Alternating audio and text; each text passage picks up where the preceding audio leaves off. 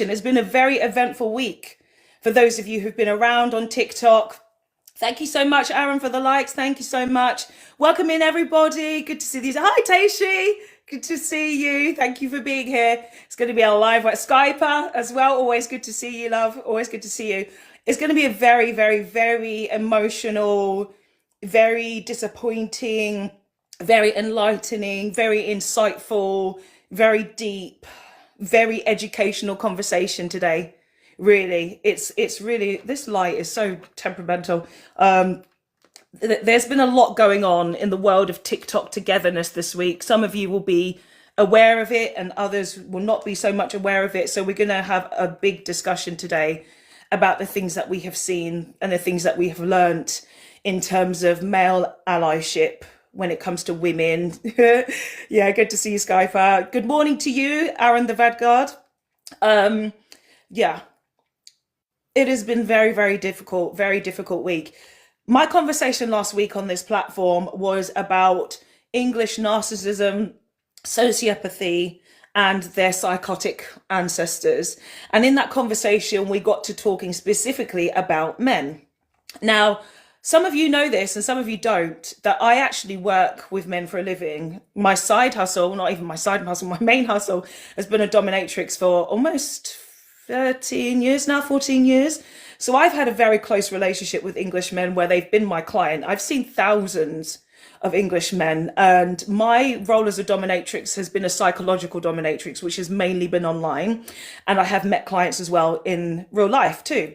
And in my space, they have been the most vulnerable. So I've seen the way that they've felt pressure in the patriarchy and what society is expected of them. But of course, I get to see the real them, and seeing how different they can act online and how differently they can act with me in privacy. It's very interesting. Queen Bee, how are you today? I'm very well, Miss Foxy. I'm so proud of you. Keep flying these beautiful prompts and your gorgeous, lovely presence. Yes, I do agree with everything here, and it's woeful. But I think having positive and proactive lives like this will help to shift the balance. Because let's be fair, not all little boys are monsters, but we can't excuse for when they do become the smoozers. So I think prevention is some of the best cure as a teacher. And absolutely, I'm pro-woman, but it doesn't mean I'm not there for the rest of you, for my group, for my fellow human beings.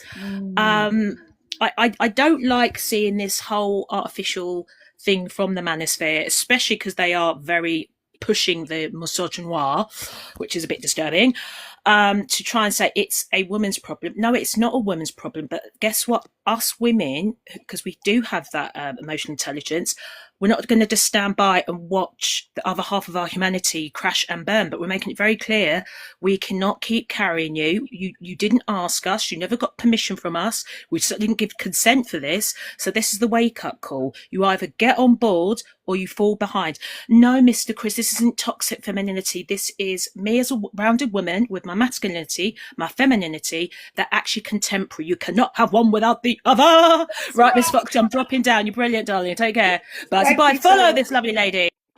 Thank you, Queen Bee.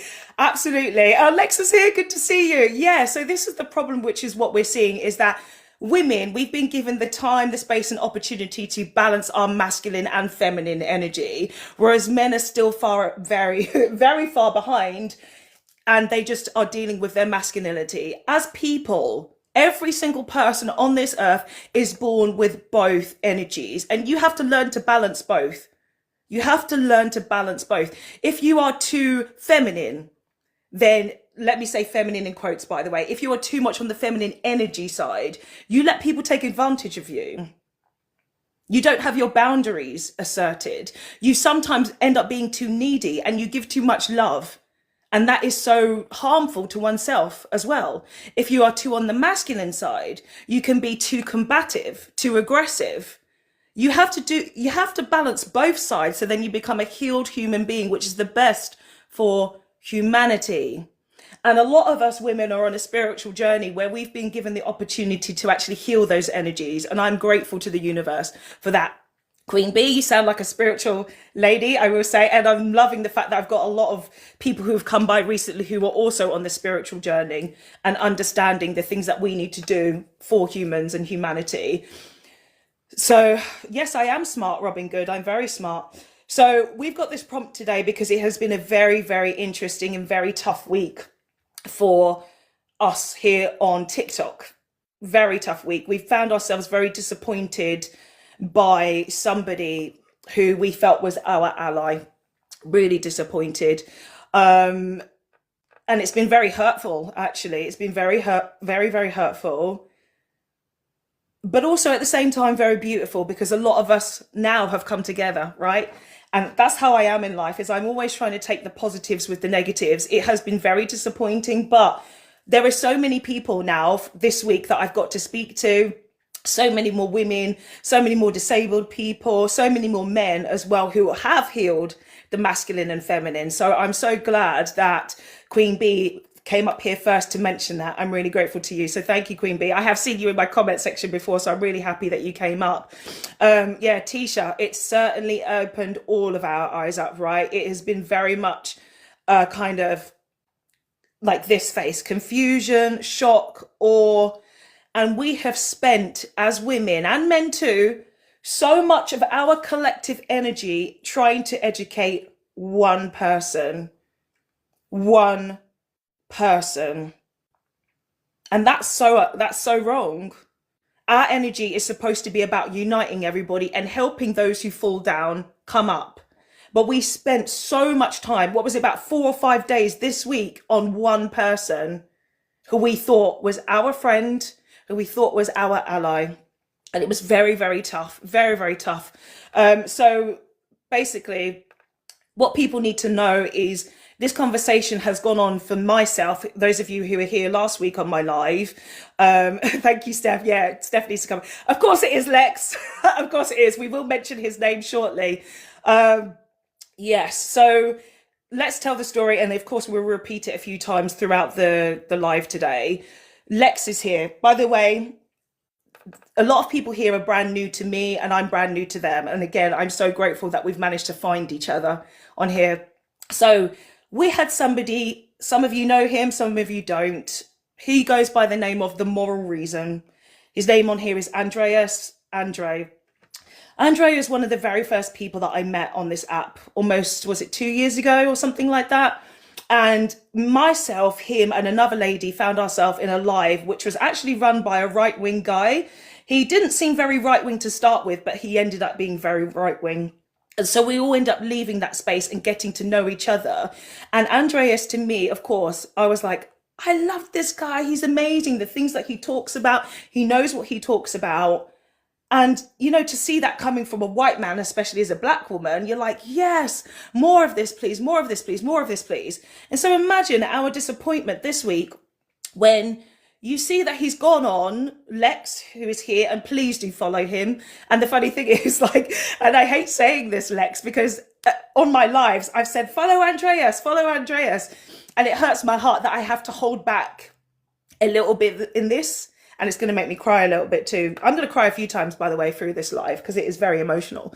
But it's been very sad to see Andreas combat the phrase, it's all men until it's no men.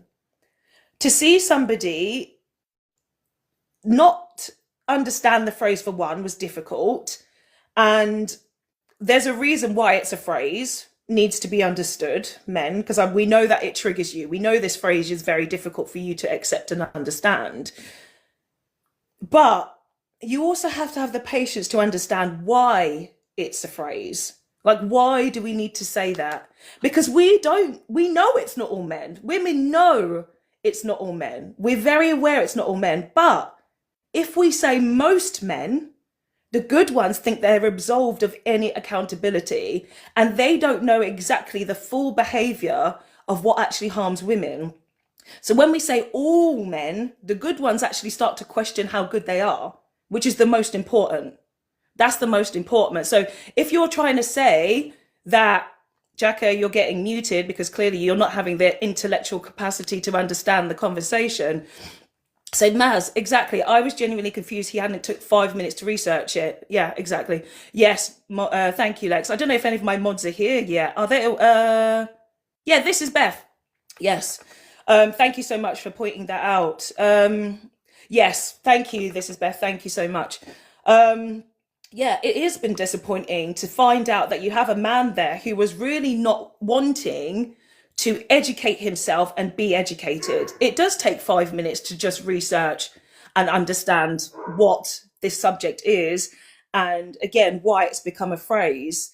To see our ally, or who we thought was an ally, go so left or right has been very heartbreaking. And the fact that he's not listened to a single person who tried to educate him was very sad.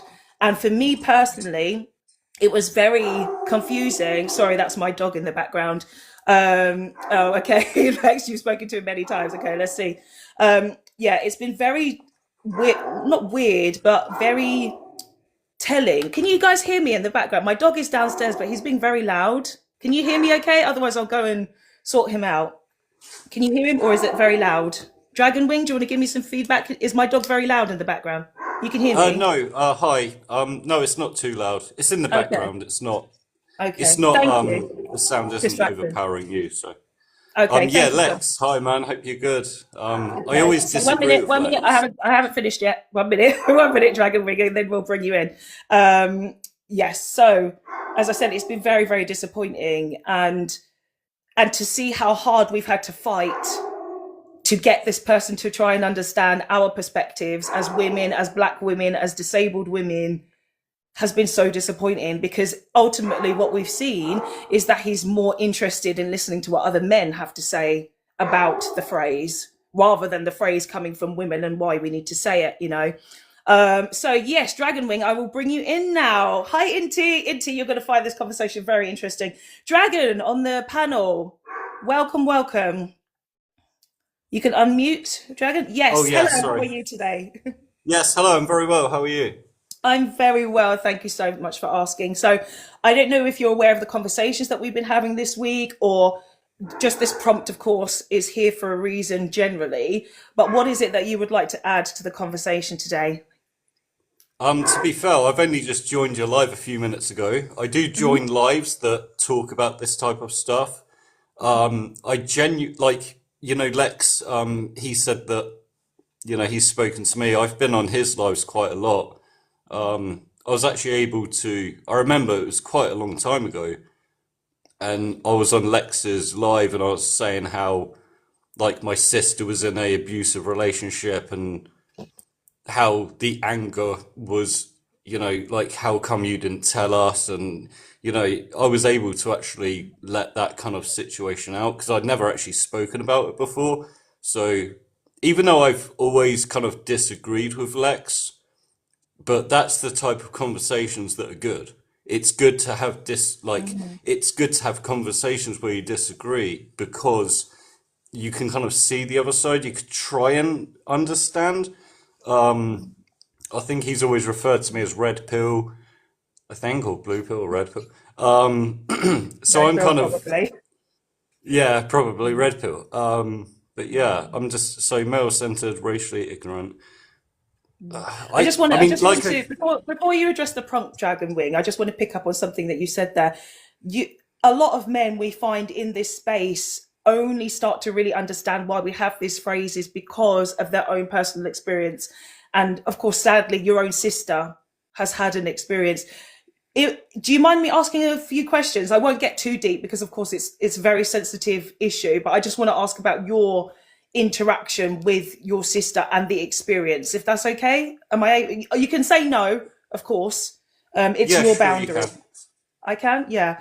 Okay, so after the situation that happened with your sister, did it change your perspective on men at all, or It did it stay the did, but same? at the time I was more like because when I was telling the story and like I was frustrated and upset with her that she didn't tell me. So my kind of because people like it was I think they called it victim blaming. And I couldn't help that, but it did I remember telling Lex how I did commit an act of violence against that man. And it did make me, I think that's why I'm very interested in these types of conversations. This was quite a few years ago, but being on TikTok and you see these types of topics, I think that's why I get involved. Even though sometimes I disagree, I'm interested in it because it's a subject that does need to be addressed. Yeah. And I think what's important to address is that even in the disagreement, it's important to still take your time to listen to the conversation as a whole. We're never going to be as humans 100% on things, like never, never. But what makes it different, and the fact that you've actually gone to Lex's lives and started to unpack your feelings towards the statements, and you're also here as well. This is what we want to see from men in general. It's like a willingness to listen, a willingness to learn. And if you completely dismiss a subject, you're kind of showing that you've got a real limitation in your want to be a human, because you have to be compatible with the majority of people that live on this planet, and it's of course 50% women, 50% men, or however we choose to identify in that. This is nothing to do with sexual orientation. I have to say, truly, it is about masculine and feminine energy. Let me say it more masculine energy and feminine energy, rather than how we identify, right? We have to be compatible with everybody on this planet, because that's what makes the world a better place. And when we see women who are attacked by men, it is important that the men in our lives do learn how to stand up for them. If it's your sister, your mother, your cousin, your friend, any of those things, it's so important, because the way that this world was created was that men were supposed to be our protectors, and if you're not protecting us, who else is going to protect us? Nowadays it is a lot more women trying to protect ourselves. We're connecting more, we're getting stronger, we're doing all these things, but we shouldn't have to do that. Dragon Wing, we shouldn't have to do that. Nobody on this planet should have to build themselves up strong enough to have to fight. We should be living in peace and harmony. But if there are times where a man is harmful to a woman, it should be that other men and that other women as well who can fight against that person. It's just so unnecessary, So I hope that in your conversations, Dragon Wing, you are understanding more so about how women live, and that we are mostly the victims of men, even in the most tiniest things that men do that they think aren't problematic, are the way that they speak to us, the way that they treat us, the way that they disagree with the things that we say and our experiences, So it's really important, and it's really good that you are taking the time to understand these things, even in your disagreements. Yeah. Yeah, that's true. And like you said, it's good to hear someone else's opinion. Even if you don't agree, it's okay to literally just listen.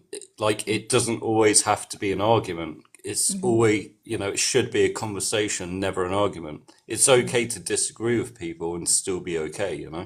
Yeah, exactly. I think it's definitely better to have the neutral energy of understanding than there is to have the combativeness, the defensiveness.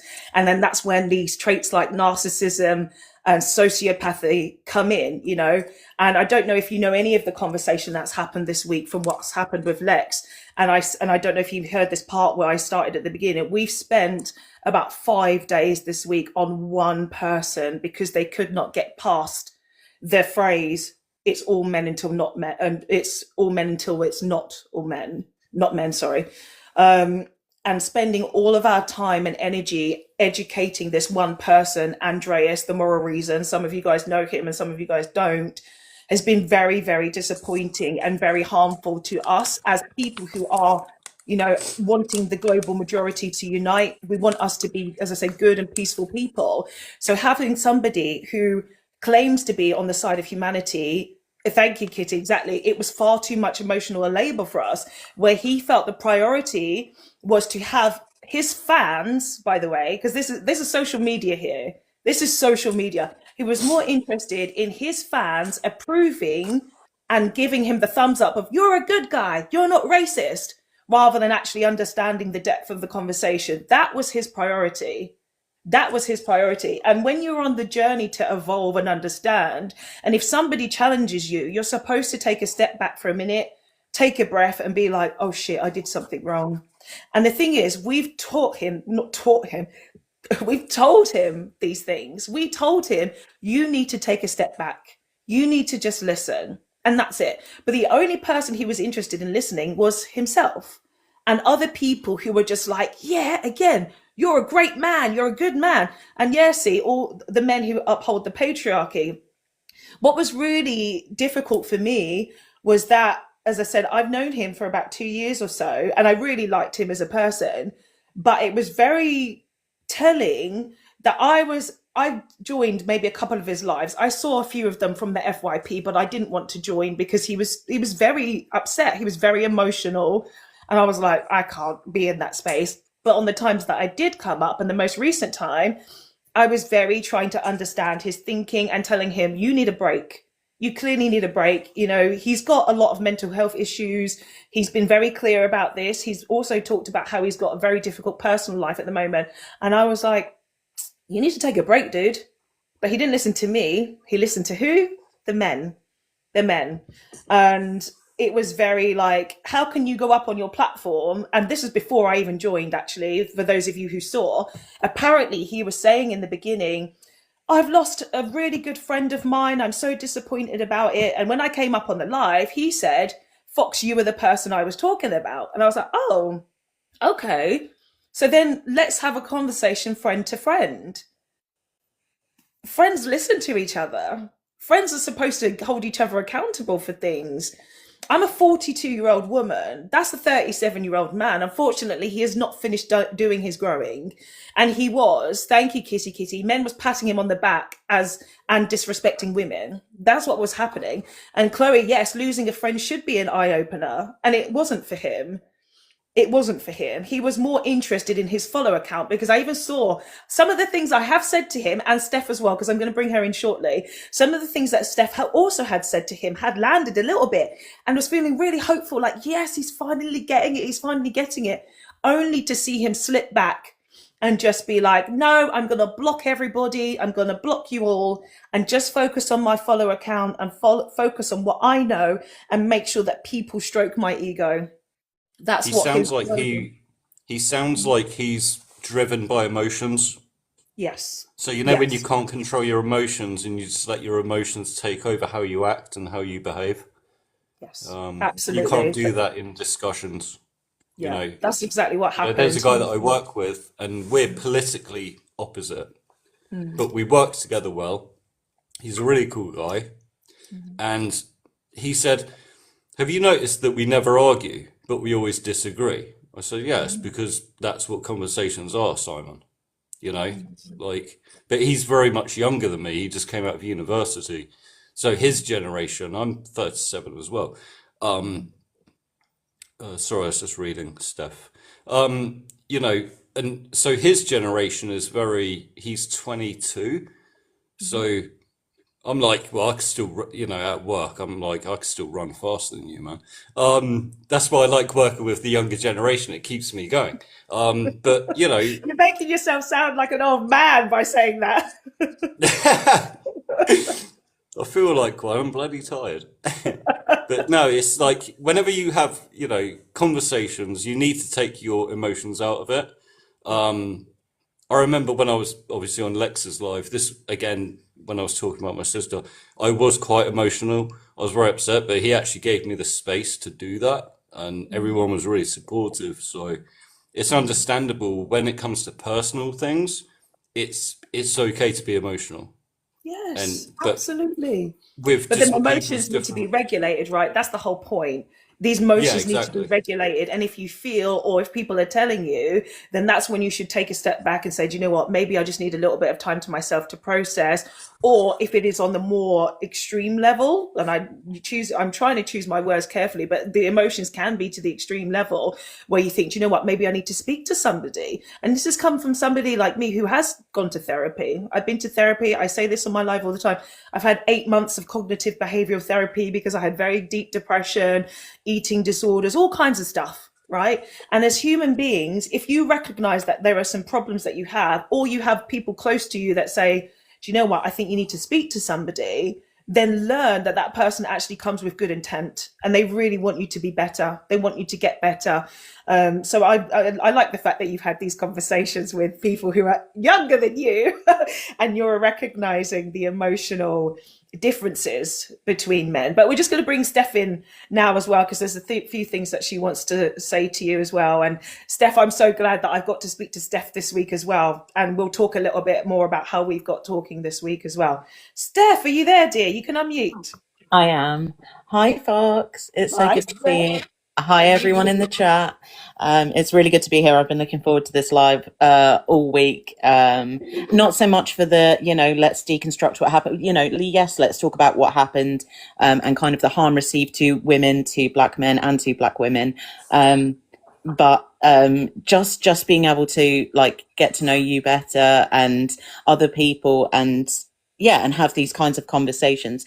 Dragonwing, the only thing I wanted to talk to you about specifically before I dive into recent events and things like that is there's a comedy special that I would really recommend that you watch when you're in the right frame of mind. I will put it in the chat as well. As far as I know, it is free. You're also in the UK, right? Yes, I am. Yeah, great. So if you search Daniel Sloss and then just search the letter X, it's sad that he called his show that before Twitter was renamed, but it's a show called X. So Daniel Sloss X, and it's he's put that comedy special on his website. It's free to watch. Trigger warning, it does cover the topics of SA and grape. So I'm letting people, because unfortunately I saw this show in person, and the last one I saw of his was Jigsaw about relationships and things like that. And so to sit there as a survivor and then suddenly have like an hours long special about grape, I was like, oh, this is different. But I really recommend, especially the men, to watch this. Any man who thinks he has deconstructed or he's interested or, oh, I'm one of the good ones, I really recommend that you watch that special on your own without women there, and process what he's talking about. And if I just explain that one of the most famous lines from this special is, instead of wanting to beat up a rapist, how about we try, and we being men, how about we try and stop one instead? So I understand that, I understand, and I'm not gonna condone or chastise you for what you did to that man. But it's very much talking about men, grape culture, kind of lad culture, and that men react with violence after the event, but that doesn't stop the harm that happens to women and girls. And how can we as men, I'm saying as him because I'm not a man, I'm a woman, but how do we as men correct this so that we prevent the harm instead of hitting the guy after it happens, so it builds our masculinity. Daniel Sloss X on his website is what I'd recommend. Is that SLOSS? I'll type it in the chat. So yeah, Daniel, as it's normally spelled, Sloss, SLOSS, and then the show is just X. He's also got another 2 fantastic specials on Netflix. Don't really like Netflix, but if you were already paying for it, already got it for free. Both of his specials are great, but Jigsaw, the second one, is especially great about relationships, decentering relationships, and centering yourself. So that's another one I would really recommend. But specifically for violence and grape culture, it's X, and that's on his website for free. Oh, definitely watch it. That's to a be great fair, I work recommendation. as oh sorry. No, go on, Dragonwing, go on. I know I was going to say I work as a binman, so it's a very male-dominated kind of job. And when you're in the truck and men say stuff, and I'm kind of like, why would you say that, man? I try and because the thing is, I'm very self-conscious at that job, because when there's when you're in a big truck and there's a woman walking down the road, I'm not going to look at her because everyone else is looking at her, and you can see she's like, why are they looking at me, kind of thing. I don't want to be the one that's also looking at her. Because obviously you can see, if you see her and these 3 other dudes gawping at her, it's like, oh, I ain't gonna do that as well. You know, my girlfriend, she's been in the army for 18 and a half years. So she's in a very male dominated, like, you know, um, workplace, but she's a tough little cookie. She's been able to push through it. So when it comes down to like she's quite high up, so she's at the stage now where she's the one giving orders and stuff, but she feels bad for the young people coming into it because she's trying to stick up for them and trying to stop these men comments and stuff. But that when like this is the reason why I first came in, because you were talking about the balance between masculinity and femininity. Men do have feminine attributes, like, you know, when you're cuddling with your girlfriend and you're the little spoon, that's your feminine side. But like I think because she has to be so tough in her job that when we're together, she wants to just be more feminine, and so she wants a masculine man. So I have to be masculine type of thing around her. Um, The thing, and you there's two other start to things. balance your energy between each other, and that's what we're supposed to do as humans. Like, we don't stand alone on this planet. I'm a very dominant woman, but in my personal relationships I'm exactly the same, and I think a lot of women in heterosexual relationships are the same. Like, we want to be able to be vulnerable, we want to be able to let our guard down, because out there in the world we're too busy wondering about the man who's going to harm us. That's what it means. We want to have a man we Yeah, can just be with. yeah, 100%. Because she, like, when she's recently came back from a deployment, so she's obviously been on edge.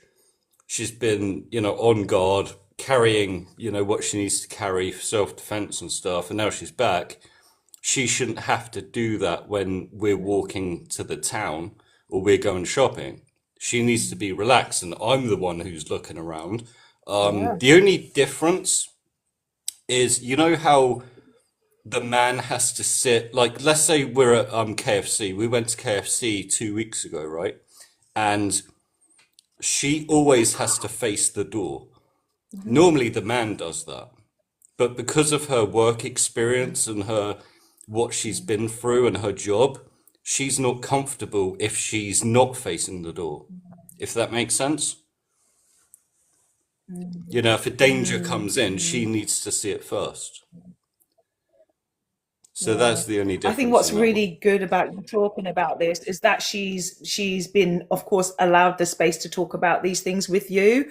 And I wish this for all women, is that they can tell a guy what makes them comfortable, what makes them uncomfortable, the things that they need, and the man can provide the space for her to do that without having to question every single thing. Because the most annoying thing, I think, as women, is if we say something and the men's like a million questions. Why this? Why that? Does it have to? Oh, but it's not a big deal. And then they start to dismiss their experience, and then that means that we physically go back in ourselves, right? We want our energy to be able to be shared with our partner. And so when we have to start hiding parts of ourselves in our own home or in our own personal space with our partner, it really is it's so unsettling. It is so unsettling.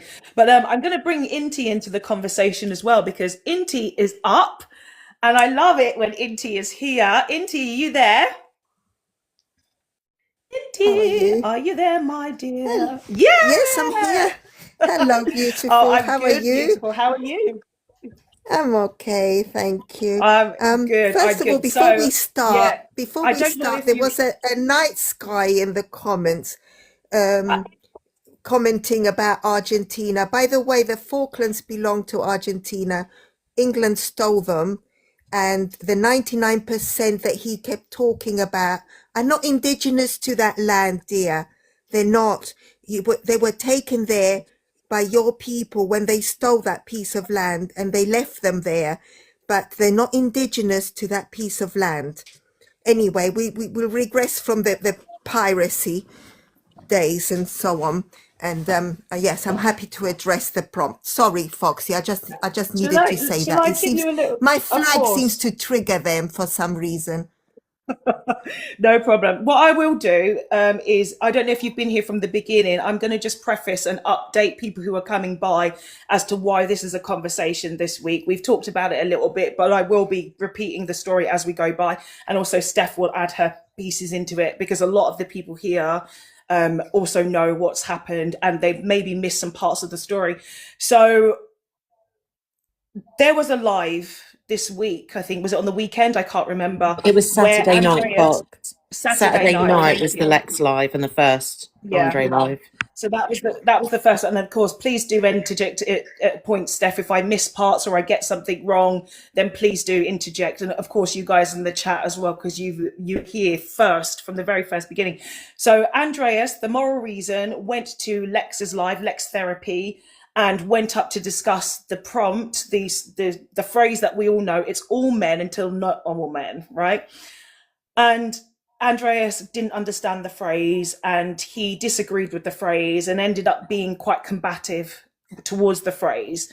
He was then tried to be educated by Lex himself, somebody called Charlotte, Kitty, I think, were you there as well? I think Kitty was there, weren't you, I think? And perhaps was there somebody else as well? And then Darian, a gentleman, came up and tried to explain it to him. And it was only when Darian came up did Andreas have a reaction. He didn't have any reaction beforehand. Thank you, Steph. It was Lex, Charlotte, Kitty, Lizzie, and Darian. It was only until Darian, gentleman, came up did he immediately say, "Stop condescending me." He didn't have any reaction to somebody else, Charlotte, saying that he was causing problems, him being on the panel, that they were wasting a lot of time going around in circles with him. And his conversation alone was 40 minutes, by the way, guys. And I've seen Lex's lives a few times now. It's very much quicker than that. It's like, have a person up for a little bit, they'll ask some questions to understand, and they drop down. And even the person that finds it a little bit more difficult, it doesn't go on for that long. Andreas spent 40 minutes up there, 40 minutes, and nothing landed. And in the end, he actually did get dropped because his behavior showed a microaggression towards Darian. Darian was a black man who was talking to him, again, less pointed than another woman on the panel. So why was Darius's reaction to the other man rather than the woman? And this is when I'm going to bring in color, race. Charlotte was a white woman and Darian was a black man. And so therefore, sometimes with white people, you have a subconscious reaction to black people, whether you know it or not, and whether you understand it or not. So when somebody calls something a microaggression, that is because your inner soul is reacting to something that you've been triggered by the fact that he is a black person. So it's not something that you're consciously doing, it's unconscious. Okay. So when somebody recognizes a microaggression, and I have to say, I've learned a lot from you lovely ladies on Lex's live, like really, and Steph as well. I'm learning so much more about microaggressions myself. Really, really. And thank you for that clarification, Steph. You see, so Lex is white, Charlotte is white, Kitty is white, Lizzie was white, Darian was black. And watching the live back, because Andreas was like, post the live, post the live, post the live. So everybody could see and understand the full picture. When you go to see the live, which is still on Lex's page, you'll come with a new understanding to be like, actually, yes, he is displaying microaggression, because why didn't he react to any of those people? And Lex clearly explains that in the very beginning of the video. But what the problem became even more, how it became even more of a problem, is that Andreas didn't go away from that live thinking, okay, I did something wrong. Something was said to me that, even though he didn't agree, he continued to have about 5 different lives, maybe more. I don't know. That's what I saw from my FYP, and I attended too. Then he created like another 3 or 4 videos on top, just trying to say, I'm a good guy. I'm a good guy. Those people over there called me Islamophobic. They called me racist. They called me sexist. They called me all kinds of things.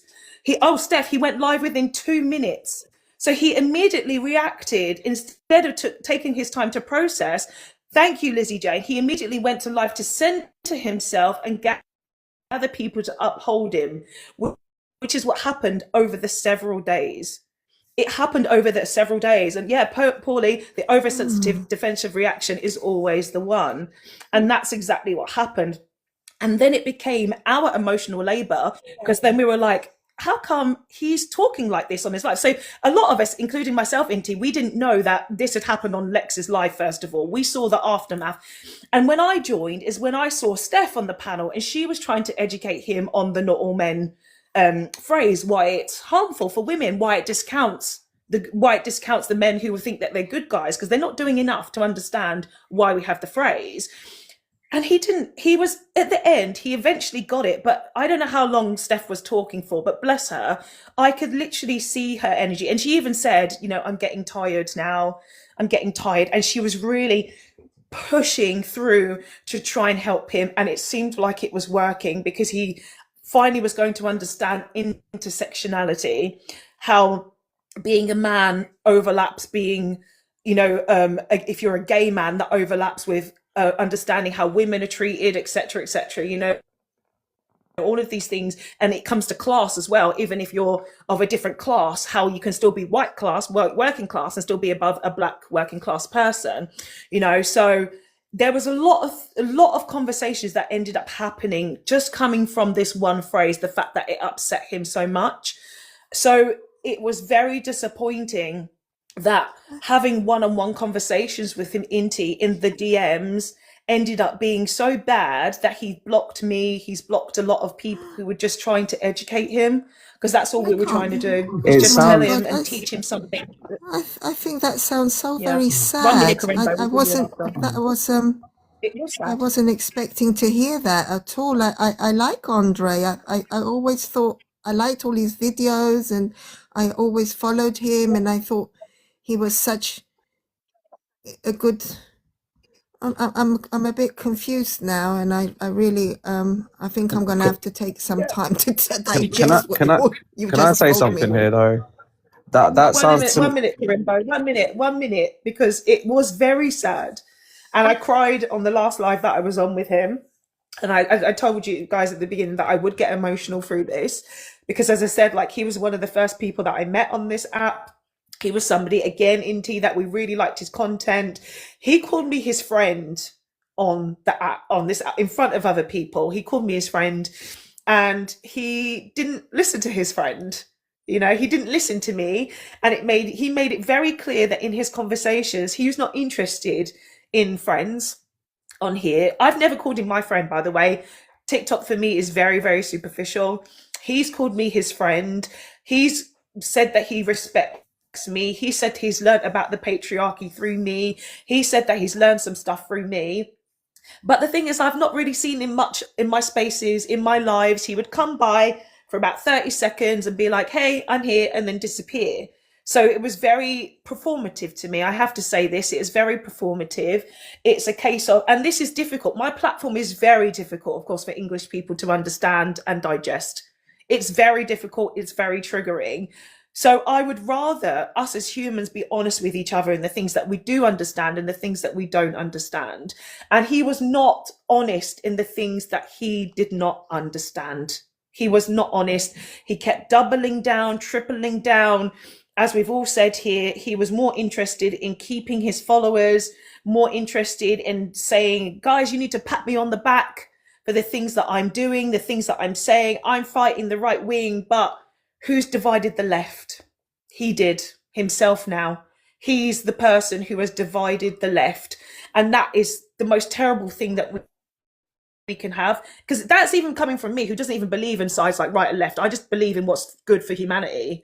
And that's just understanding every single person on this planet, what makes somebody racist, what makes a working class person not like immigrants. Like, I want to understand all of these things. So that's why I don't believe in left and right. I just believe in us all being together.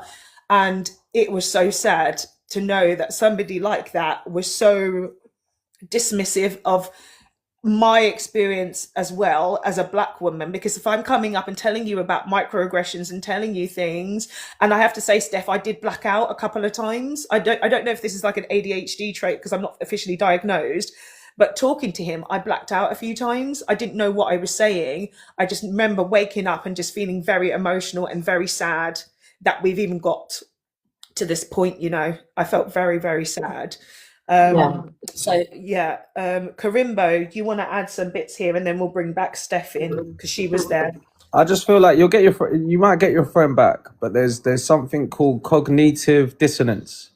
Yeah, So when they've got like if you challenge something like a set of beliefs that they're really attached to, I believe the ego is also involved in this as well. Your ego attaches yourself to things. So sometimes you need your ego to be unalived so that you can move forward. So I feel like he might have had a breakthrough moment, but instead of embracing the breakthrough moment, he let it shock his very system and he tried to fight it.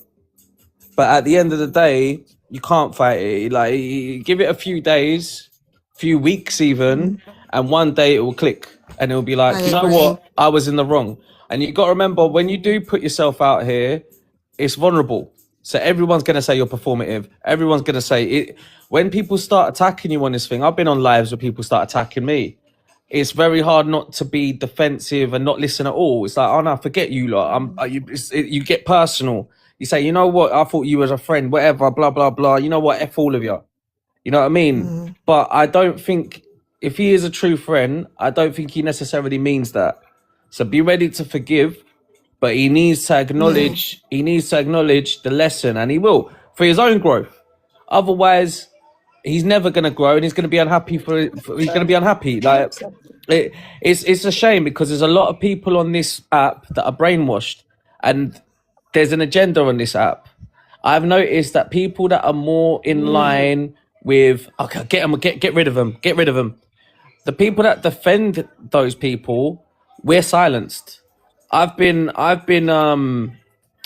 my thing pulled down for saying certain things. I'm like, wait a minute, that's nothing comparison to what these people are saying. But you'll get your friend back. I have faith in that. Or that We he have a wasn't a saying friend, in and now my you've realised. sorry. We have a saying in my the country one minute. that The thing is, 1 minute into 1 minute, and then I'll bring you in and say I need to bring Steph in. So Andreas essentially dismissed my voice as a black woman, okay? And this is nothing, even, let me put race aside for a minute. He dismissed my voice as a friend. So to me, that's not a friend, because I would never do that to a friend. I You're a take my good time to person. listen, learn, and understand. Yeah, thank you. That's what I do. And even the people on here who are different, like the people, you see me, if you've been to my panels, you see me, I bring up anybody and we try to have a conversation and understanding. And if you don't have any patience to understand what I'm talking about here, and if you're talking over each other or over me, you know, it's not a conductive situation. So we end it there. I'm always trying to meet people. That's what we have this platform for. That's why we all have platforms for, right? It's for communication. But with Andreas, he ignored my experience as a woman. First of all, he wasn't listening to what I was saying the things to him first, but it was only until men came up and said the same things where he was like, yeah, I'm going to listen now, you know? So that's a problem in itself. That's a problem in Andreas, itself. is Yeah. And in is our that cypriot conversation, then? Kareem, let 1 minute, let please. Fox Oh, finish. sorry. Please. Yeah. And in our private conversations, which I won't talk about because they're private, I was very, again, patient with him, very patient. But in his mind, again, all he was interested is, he said this, she said that, my follower's this. That's when you're not really on the understanding of what actually is good for humanity, you know, and You that's, care more and I about your don't image. see people. Mm. Well, yeah, that's what he was doing. Yeah, I care more about the bigger picture. And I saw him on live then saying about the bigger picture. Because, you know, as I said, me and Steph and other people here were trying so hard to get him to focus on the bigger picture, which is our unity. And that's why I cried on the live, because I'm like, we're supposed to be together. What the hell is this? But what was even more heartbreaking was the fact that he has illnesses. He's talked about the fact that he's bipolar. I'll bring it up again. He's talked about the fact that he's on medication at the moment, but his followers were like, don't go anywhere, Andreas. They're trying to test you. You know, you have to fight. You have to fight. No, if you really care about somebody and you see they're struggling, you need to tell them to take a time out and take a breather. That's what needs to happen. But he didn't listen to any of those things. He didn't listen to any of those things. He was more interested in being right. And he's put a video on his page now. Of course, I had to create a backup account to go and see it because he's blocked me. And it's him talking about not all men and him finally getting it. But it's only because we have a mutual friend, a guy, who's posted his own not all men video. And this guy has been an ally of women for such a long time. And he's a lot older, a lot wiser, you know. And then Andreas has probably looked at him, another man. Exactly. Thank you, Els. Men listen to men, and is like, actually, do you know what? I respect this guy over here. He knows what he's talking about. So I need to copy and piggyback what he says. But the thing is, in that video, he said that he's made some mistakes. But has he come back and said he's made a mistake to any of us? No. No. I think I know where Andreas is from, because I've fallen out with some of my day ones, and I was switching yesterday. I was very angry yesterday. I took a substance I probably shouldn't have, to be fair, but it exaggerated the feeling. But I had some incidents where I was racially attacked. My mum was. I was essayed, and these people were trying to say that everything that happened to me was in my head. And I was like, you know what, man? Are you my friends? Because every time I get in an argument, it's always my fault. And I thought, you know what? Like, I got into an argument. I messed up. And my friend's dad said, you know what? You're lucky your friends even talk to you. And he said to me, he said, all this stuff about race and all this stuff, it's all in your head. And he said about, oh, you lost this, you lost that. And you always blame it on this and you always blame it on that. And I said, who have you been speaking to?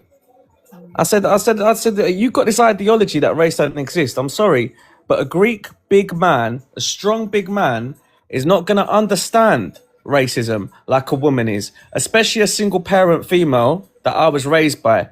In a BMP area, I was terrorized. So you see the YT people, they might try and deny it and say it never happened. It's documented. We got a head teacher gone for that. We got a teacher gone for that. This was in the 90s. When the YT people were more in power, when my area was a no-go area for people like me and for people like you. So I'm not being funny. A lot of people need to do their history, but England are very good at covering up what their mess is, their rockery. Like America are proud of it. England, they try and hide it. They act like they're too good for that, but they've done just as bad.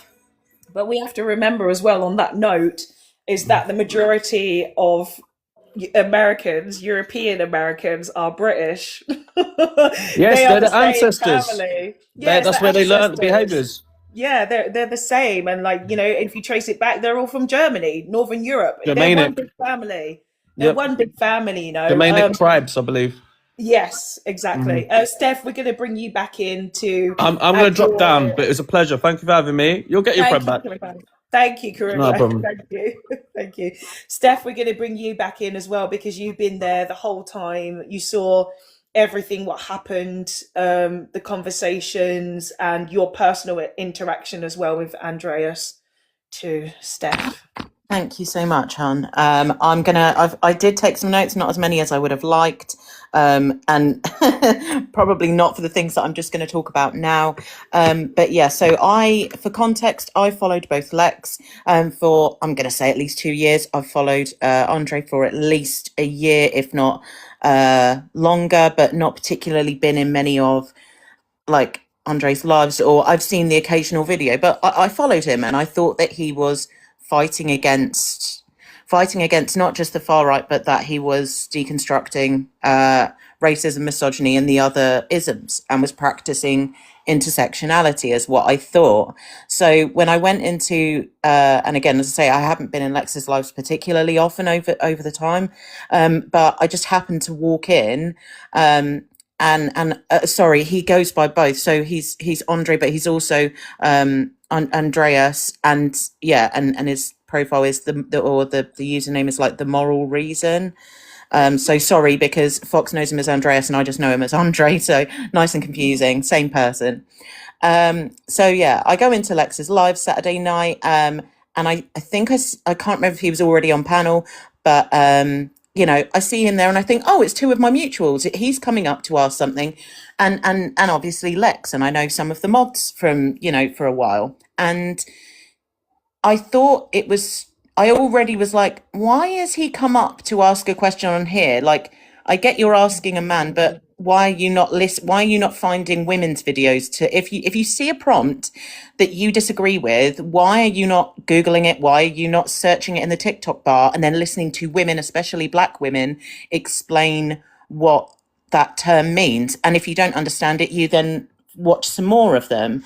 And then I watched Charlotte explain very eloquently, you know, what it was about. Or I think I saw Lex. Then Lex explaining it and him pushing back with, yes, but and his main contention seemed to be, if we say it's all men, even though I agree because I choose the bear myself, that means that the far right can say it's all Muslims. And Lex explained, no, we can do that with people in power. The people in power, it's all men for patriarchy, it's all YT people for YT supremacy / YT narcissism, it's all cis people for T phobia, it's all able-bodied people, it's all neurotypical people. But what you can't do is use a marginalized group, an oppressed group, and then try and make a blanket statement about them. That's why you can't say it's all women. So Lex explained that because this is his job and he explains it day in, day out.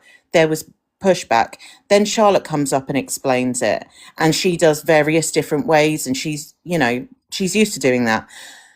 Then Kitty and I'm sorry if I'm getting the order wrong, please correct me in the comments. Then for I think it's important to note, so Charlotte is a Welsh woman, Kitty is a Scottish woman, and I'm so sorry, Lizzie, that I can't remember your accent. Please put it in the comments.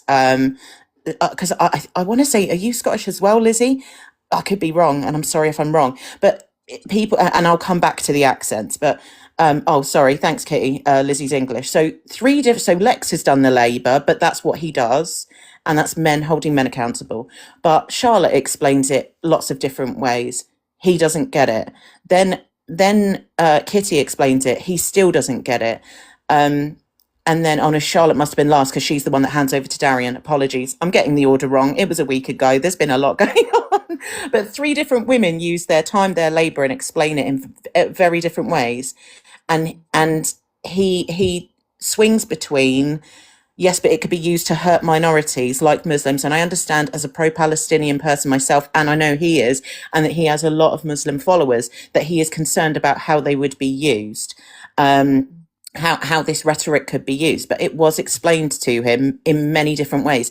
The other bit that he did not like is he said something that was along the lines of, yes, but it's too harsh, and that it's kind of going to scare men away, or men aren't going to listen if you say it's all men. And that my red flags were going up, because not only was he not listening to women, not only was he not understanding oppressor versus oppressed, marginalized versus centered, but you think we have to speak nicely to men in order for men to listen to us. And men will not listen. Like, they're either going to listen to us or they're not. And when you tone police the oppressed, you are part of the problem. Tone policing how women speak to men, tone policing how black people speak to YT people, any of that policing is tone policing, and it's victim blaming. And it's upholding the system that you claim that you want to fight. The minute Darian came up, and I know that his argument was, just like my profile picture here, all you can see is a purple dot, is that all I saw was a purple dot. And and that was correct. I'm gonna very uncomfortably try and make a point. But Fox, it's fine if you want to cut me off. I know that you cannot 100% know someone's race from their voice. I know that it's harmful to assume people's race from their voice. I will. And oh, I sorry, will yeah. Would you say something? Sure. I too don't like stereotyping or assuming someone's race from their voice. I don't do it. I do have some gentlemen who do come by and say, that sounds like a brother. If it's a black person, a black man, and talking to a black woman, they'll be like, that sounds like a brother. And people will hear me say this all the time. I said, I don't want to assume, because we can't assume. We have accents, we have MLE, we have different dialects, so you can't assume the body. And I sound like a very white woman. If you don't see my face, a lot of people think I'm a white English woman. So you also can't assume. But as Steph is probably going to go on to say, is that he still had a reaction to a man. And again, with white people internally, I think that they do, it's like their soul or their subconscious will still pick up where somebody is from, or they identify the accent where it's from, whether they know it's a black person or not. Like I said, like people will assume I'm a white person with this accent. Carry on, Steph. Thank you so much, Fox. Yeah, absolutely cannot assume, shouldn't assume. And also, I would say that at least 80 to 90% of the time, people who speak to people from their country that they've been socialized and raised in, regardless of how quote unquote posh or what your regional accent is, most of the time, I would say that you can, the from experience, TV shows, radios, all that sort of thing, you can usually hear or assume someone's race. You shouldn't, and it's not always correct. But I find it very interesting. That's for me. I hadn't seen Darian's face at that point. I'd just seen the profile picture, and I would say that with confidence, personally, that I would have assumed that Darian is a black man despite him not saying it. And I find it hard to believe that sorry. Okay, AKZ, that's fine. You can assume that. I'm not, but yeah, no worries. I think that somewhere in him that Andre knew that Darian was black despite not seeing a profile picture and despite no I'm so sorry, what's the British version of AAVE? MLE. MLE. Multicultural Thank you language. so much, MLE. I really need to remember. Yeah, but despite Darian not using any MLE, and I would say sounding on the posher scale of a British accent, that he still would have probably somewhere known that the Darian's race.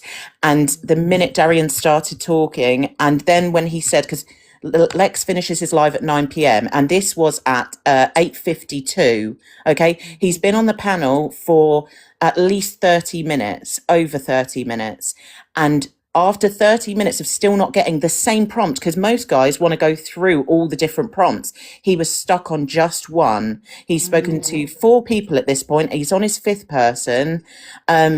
And over 30 minutes. And Darian explains his first point, and then he says, and I need you to keep, does that all make sense? I need you to keep up with me. And Andre interrupts him before he says, but you can hear him say, because we're running out of time. And Andre reacts very viscerally to being told, like, I need you to keep up with me. And he says, don't be so condescending to me. Don't speak down to me. I'm not. And he was like, no, I'm not implying that, like, I'm not being ableist and implying that you can't keep up or like that you mentally aren't understanding. What I'm saying is I've got multiple things to say. And the host finishes this live in 8 minutes. However, Andre was very much in his feelings, kept saying he was condescending. And Darian then, then brings up, rightfully so, it's very strange that you're saying this about me as a black man. And once he said his race, again, Andre was like, well, what's the color of your skin got to do with it? That's got nothing to do with it. I'm telling you about your character. Your character is condescending. You spoke to me condescendingly. I don't like it. I won't stand for it. I'll call it out regardless of your race. Don't talk to me like that. And he was ignoring the fact that it was a microaggression, even if he didn't know that he was, when I was talking about voices, even if you don't know the person on the phone, that you're talking to on a panel is black, when you say something about being condescending or you sound very aggressive all of a sudden, when you call them aggressive, that when you call anyone who is a black or a person of color aggressive, and I hate that I'm even using them, sorry, because I just don't use these terms anymore, but aggressive, ghetto, uppity, I'm sure there's plenty of others, but like, calling people who you have power over, that is a microaggression, whether you knew what their race was or not. I'm going to land there and take a breath. Thank you, Steph. Thank you for adding that piece of information in there as well. So you guys can see just how when it comes to talking about the subject of race, it is very difficult for everybody involved. Everybody, regardless of your skin color, it's difficult for all of us to understand it, for all of us to experience our connection to what race is. As I said this week, I've also learned about microaggressions. I've learned it from this live about in the ways that it presents itself. Because if Andreas had started to say that, without seeing Lex's live, and if he went on to say, which is what he did, was that someone called me condescending because blah, blah, blah, I would have been like, oh, why is that then? Because the person that we know on social media, I'll be like, he doesn't really come across that way. But it's until you see the actual interaction, and the way that I come from how I tried to interact with him was, let's try and take race out for a minute, because sometimes, of course, when you speak to white people about race, they can't see past that. So let's just talk. Let me ask you the question, which is what I did on the live. It was like, okay, why is it that Charlotte could speak to you in the way that she did and that Darian couldn't speak to you in the way that he did? What was the difference between the two? And he didn't really have an answer for that from what I remember. And I said, did you watch the live back? Did you actually listen to how Charlotte was speaking to you? Did you listen? He was like, no, he didn't want to. He was very, he didn't want to process that part of the conversation. He didn't want to admit that actually he did have a different reaction to that other person. But what I didn't know, and I think it was at Chloe that you'd said it in the minute, in the chat down there, that he literally went straight from Lex's live to do his own live. He was immediately so harmed by that conversation that he had to go to his space and get people. And the thing is, we didn't even see a lot of us didn't even know about Lex's live beforehand, and I'm glad that we do now. He immediately started drawing all of these hundreds of people towards him, just for his own viewers to be like, guys, I need you to credit me and tell me I'm a good person. And just so fast. Lex is here. I'm so glad you're here. He also wanted you to upload the live and only screen recorded 6 minutes of his own for viewers. That's what I found very interesting, Lex. And Steph as well, you're the one who brought this up to Andreas. You'd said to him, Andreas, can you upload your lives as well? He said, yeah. And even in his comment section, I said, you're going to upload your lives, right? Because you want people surely to understand the full picture, not just what you present, because that's what's fair. Don't just talk about this part here. You need to talk about the full picture. And he still didn't. He didn't upload anything. So what he's done, he's trying to control the narrative, right? He's trying to control the narrative. And he's now since taken down some videos, but he's only kept up the one where it's like, look at these guys here. These guys are the enemy, and then the one where he's copied basically somebody else of what they've said about the not all men thing. So yeah, I don't know. The funny thing is, on the first day that I spoke to him, which I think was the Tuesday, was it? I can't remember. No, what day it was. So hold on, Steph, do you remember what day it was that we first spoke on the live?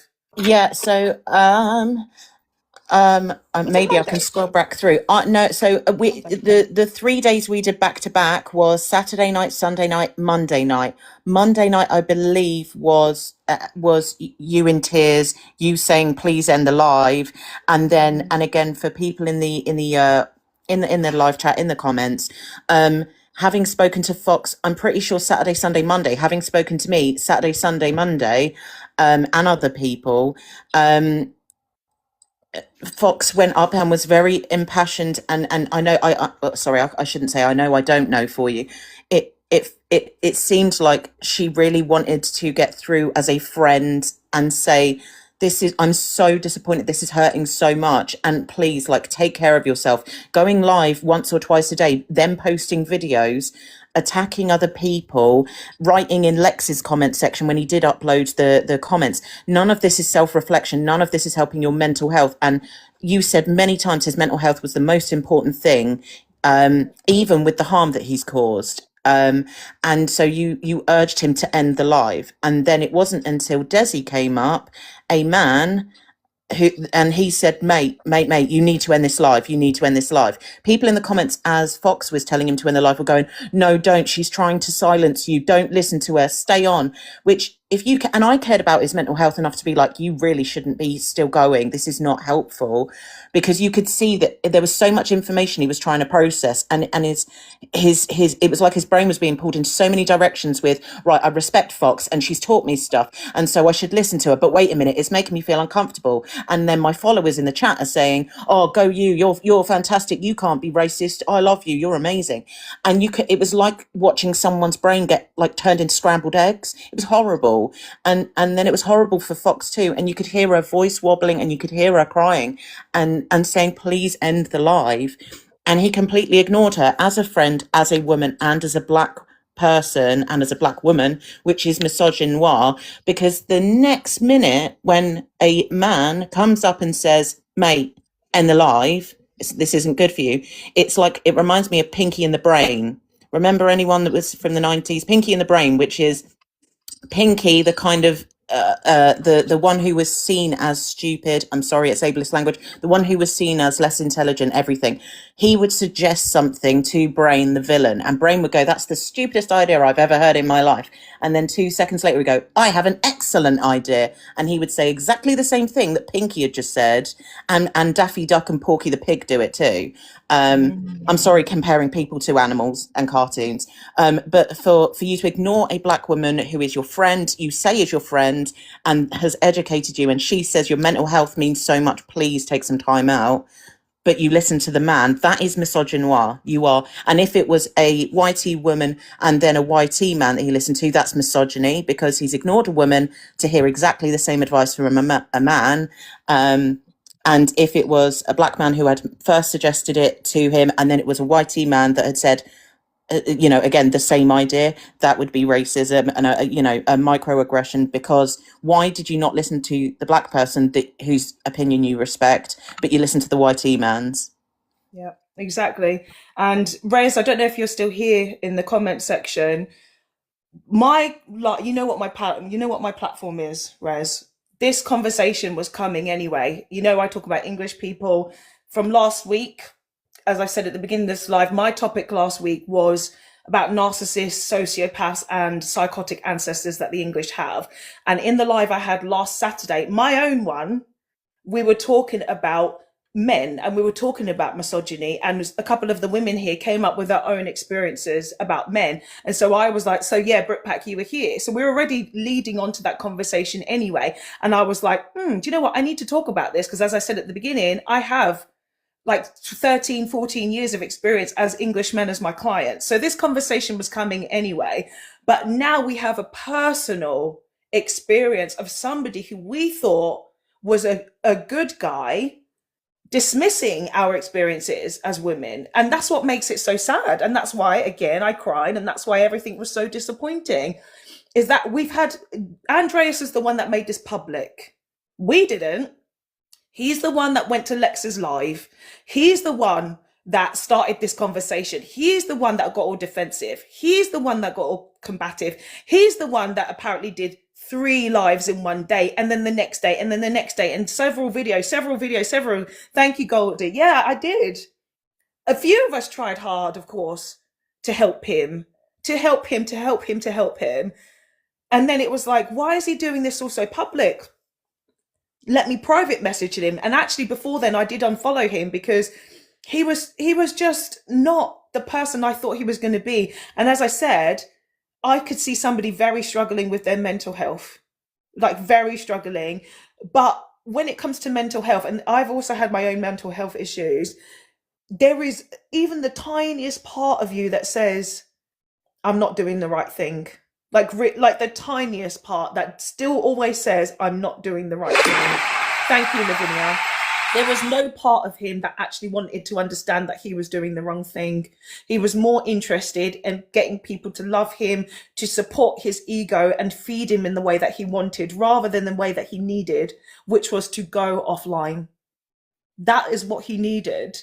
And this is why I said to him privately, and I've said this on here, if you value your followers over somebody who you call on your platform a friend, he's the one again saying all this stuff. Fox is my friend. Fox is my friend. Okay, listen to your friend then. Your friend says, take some time offline to understand and to just relax, because why are we here? This is sad. We shouldn't be here. But he doesn't listen to his friend. So clearly I'm not your friend. Clearly I'm not your friend. And the subsequent conversation I had with him in the DMs, he ends up blocking me. So we're not friends. It is superficial. Karimbo earlier, bless him, he was so hopeful. And again, I said, even on that live, right? He said, I feel like I've lost a friend and I hope we can get our friendship back. And what did I say? If you were there, you saw it. I said, me too. I really hope that we can. But as I said, you have to understand me. You have to understand Black women. You have to understand women in order to get a friend back. Because we're not going to have a superficial friendship. That's not what friendship should be. If you're a real friend with somebody, you're supposed to understand all parts of them, not on the parts that you just feel comfortable with, you know? My friendships are really deep and connected, and we get shit, you know? Tyler Durden, yeah, it's about Andreas. Andreas, the moral reason. Andre, some of you guys know him as. Yeah, Roddy, there are levels to friendships, absolutely. And sometimes we just fall out, and that's what happens. Sometimes we just fall out of understanding, and that's okay, because we're all on different levels of understanding, different levels of our earth journey, right? And sometimes, what's that saying, right? Friends are for a reason, a season, or a lifetime. And that's what it is sometimes. And you just hope that when you leave a friendship, that you can just leave, sometimes silently, you know, you just slowly drift apart. But when it comes to the point where it's emotional and it's sad and it's disappointing, especially as Black women, because, you know, it's really difficult for us to have allies in the first place, and to know that somebody who they have called a friend. I've never called him my friend. You'll see me on these lives. I never call anyone a friend. I say, oh my God, I love that person. I respect that person. Please go follow that person. I say that because I know that TikTok is social media is very, you know, superficial. I've been on YouTube, X, all kinds of platforms for many years, and been around a lot of people where I know this is so superficial. But when you hear somebody tell you and tell everybody, even when you're not there, that they are your friend, and you come up and they get emotional, which is what he did. He got up and said, Fox, you were the person I was talking about earlier. You know, I'm like, oh, wow, that's how you feel about me. But your actions aren't matching what you feel about me, you know? His actions weren't matching. So it was really, it's been a really disappointing experience. I do, of course, hope that he can come out of this. I do hope, because I have love for humans. I have love for him. I have love for Steph. I have love for you all here. You know, I always love the fact that you guys come here. I'm always like, thank you so much for coming. I love it. I love that we are together. You know, we really try to find unity. And Kitty, it has been a very sad and harmful week. Thank you, Hermit Sapien, as well, for being here. Yeah, it hurts when they're not who you thought you were. And I don't know if Damian is still here. And this is what we said earlier this week, because I did a couple of lives promoting the anti-racist mum. She did some amazing things this week. And actually, I think she's been double booked, Steph, because I would love to hear, or anybody who went to her thing this week, the things that you learned, because it was recommended actually that Andreas go to the anti-racist mums course this week. I know for a fact he didn't. I know he didn't, because he'd said certain things to me regarding the course. He didn't end up going, and it would have been so helpful to him, because of course it would have covered misogyny, and it would have covered racism and all of its massive, and both things in the spectrum, right, and all the nuances involved. It would have been the best education for him, but he didn't do it. And this is coming from me, someone who is the complete opposite. I always say this, it's very important to understand that you have a white man here and the complete opposite is a Black woman, and yet we're supposed to be friends. It would have been so helpful for our friendship, if that's what he calls it, to go to that, but he didn't, you know, so that can tell you a little bit more. Okay, Steph, you want to add some bits and pieces in? Yeah, I'm so sorry, and I don't know about how you feel, but I so wish that I could give you a hug through the screen right now. I really wish I could, but Yeah, I definitely think it's looking like so. Again, it's not in my notes, and I will have a look at them because I'm sure that I'll go, oh yeah, that's a really good point. But it definitely needs to be about actions rather than how you're like the perception of people of how people see you versus your actions. If and I know it's a weird thing to say. If Fox and every black woman that I follow on TikTok were to call me a racist and block me, would I be devastated? Yes, but I would be asking them what. No, I wouldn't be asking. Sorry, because again, asking for the labour.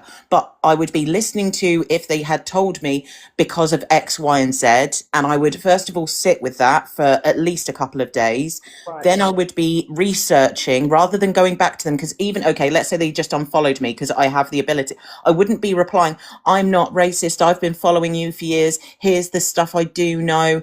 Can you explain why I'm racist and why you don't follow me anymore? I wouldn't be making videos trying to call them out or their commenters or whoever.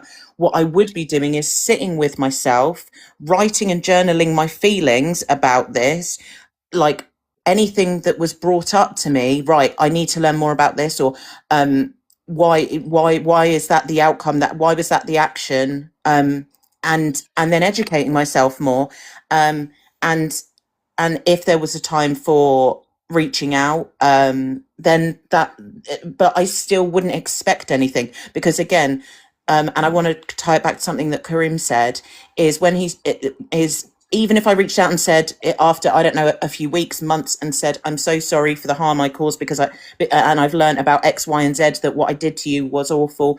However, I should not expect a reply. I should not expect, oh, okay, you can start coming back in my space. Oh, okay, we can start building our friendship again.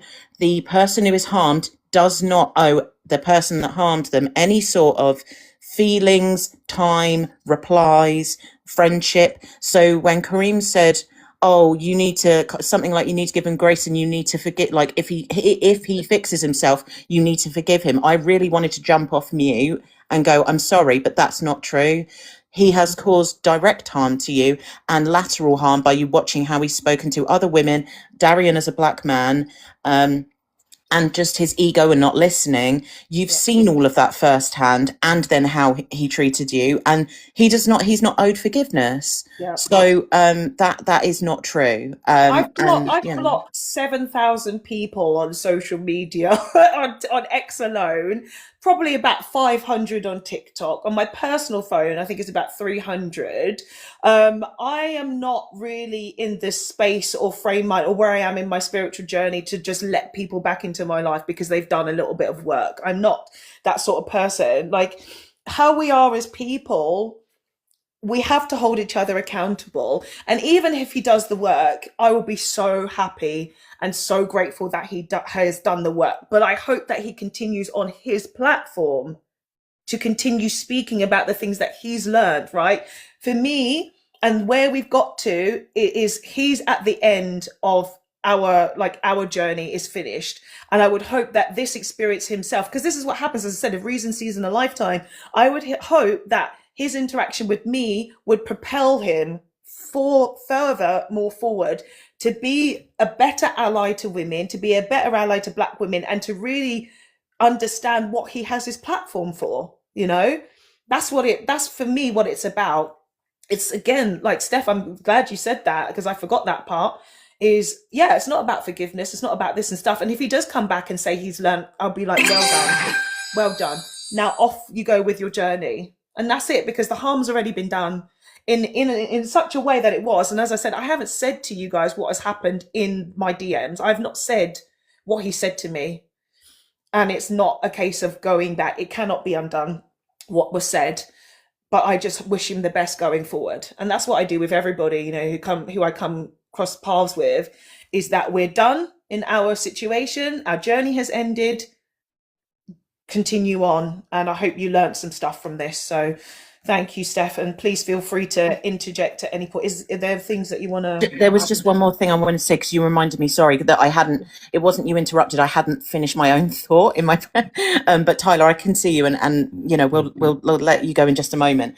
As well as the example of even if people that I'm close to and follow, you know, all said, I never want to speak to you again, or you're harmful, as well as sitting, reflecting and then educating myself, I would still be fighting for black women, black people, and people who are that I'm not directly, just because it doesn't directly affect me. It does, because canary in the coal mine, but like that, even if it doesn't affect me, I still want to make sure that I am the best person and advocating for people going forward. So it is not, it would never stop my journey, because being called the label versus my behavior being harmful, it's better to, is my behavior racist rather than am I being called a racist, because you can still be it whilst you're even if no one's calling you it, all of his friends telling him you're not racist, you're not racist, you still have those behaviors, you still have to unlearn it. And like I did, the, you know, I've been doing this for a while, but the minute I found out about Anti-Racist Mum, I signed up and I went to the first course that I could, and I'm going to be going to the full course next week. And I will put out that she's, please anyone go to Anti-Racist Mum's page, go into her link in her bio. She's holding the full course, but instead of 3 separate sessions, it's going to be over 2 sessions.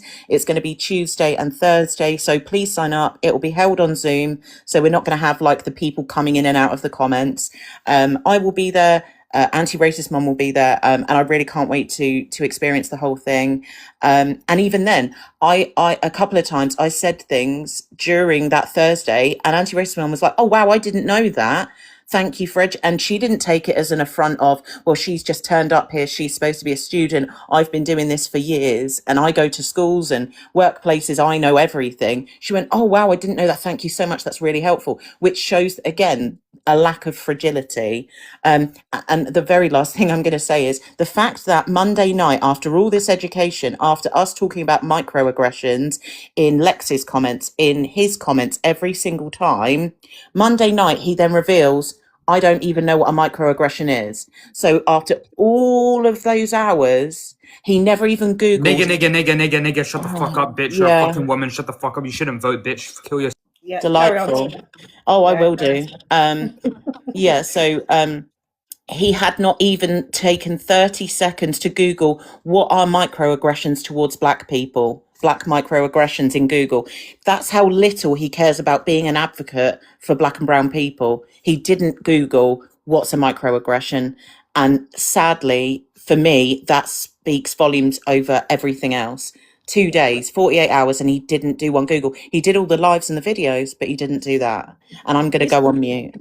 Thank you, Steph. And what's interesting actually is I can't remember who said this. So on the whichever day it was, he had a guy up who was saying that women should just learn self-defense instead of women or men holding themselves accountable and realizing they need to change their behavior towards women. Women should just go and learn self-defense. And it's like, well, what about the women who are disabled? What about women who actually have some mobility issues? That wasn't considered.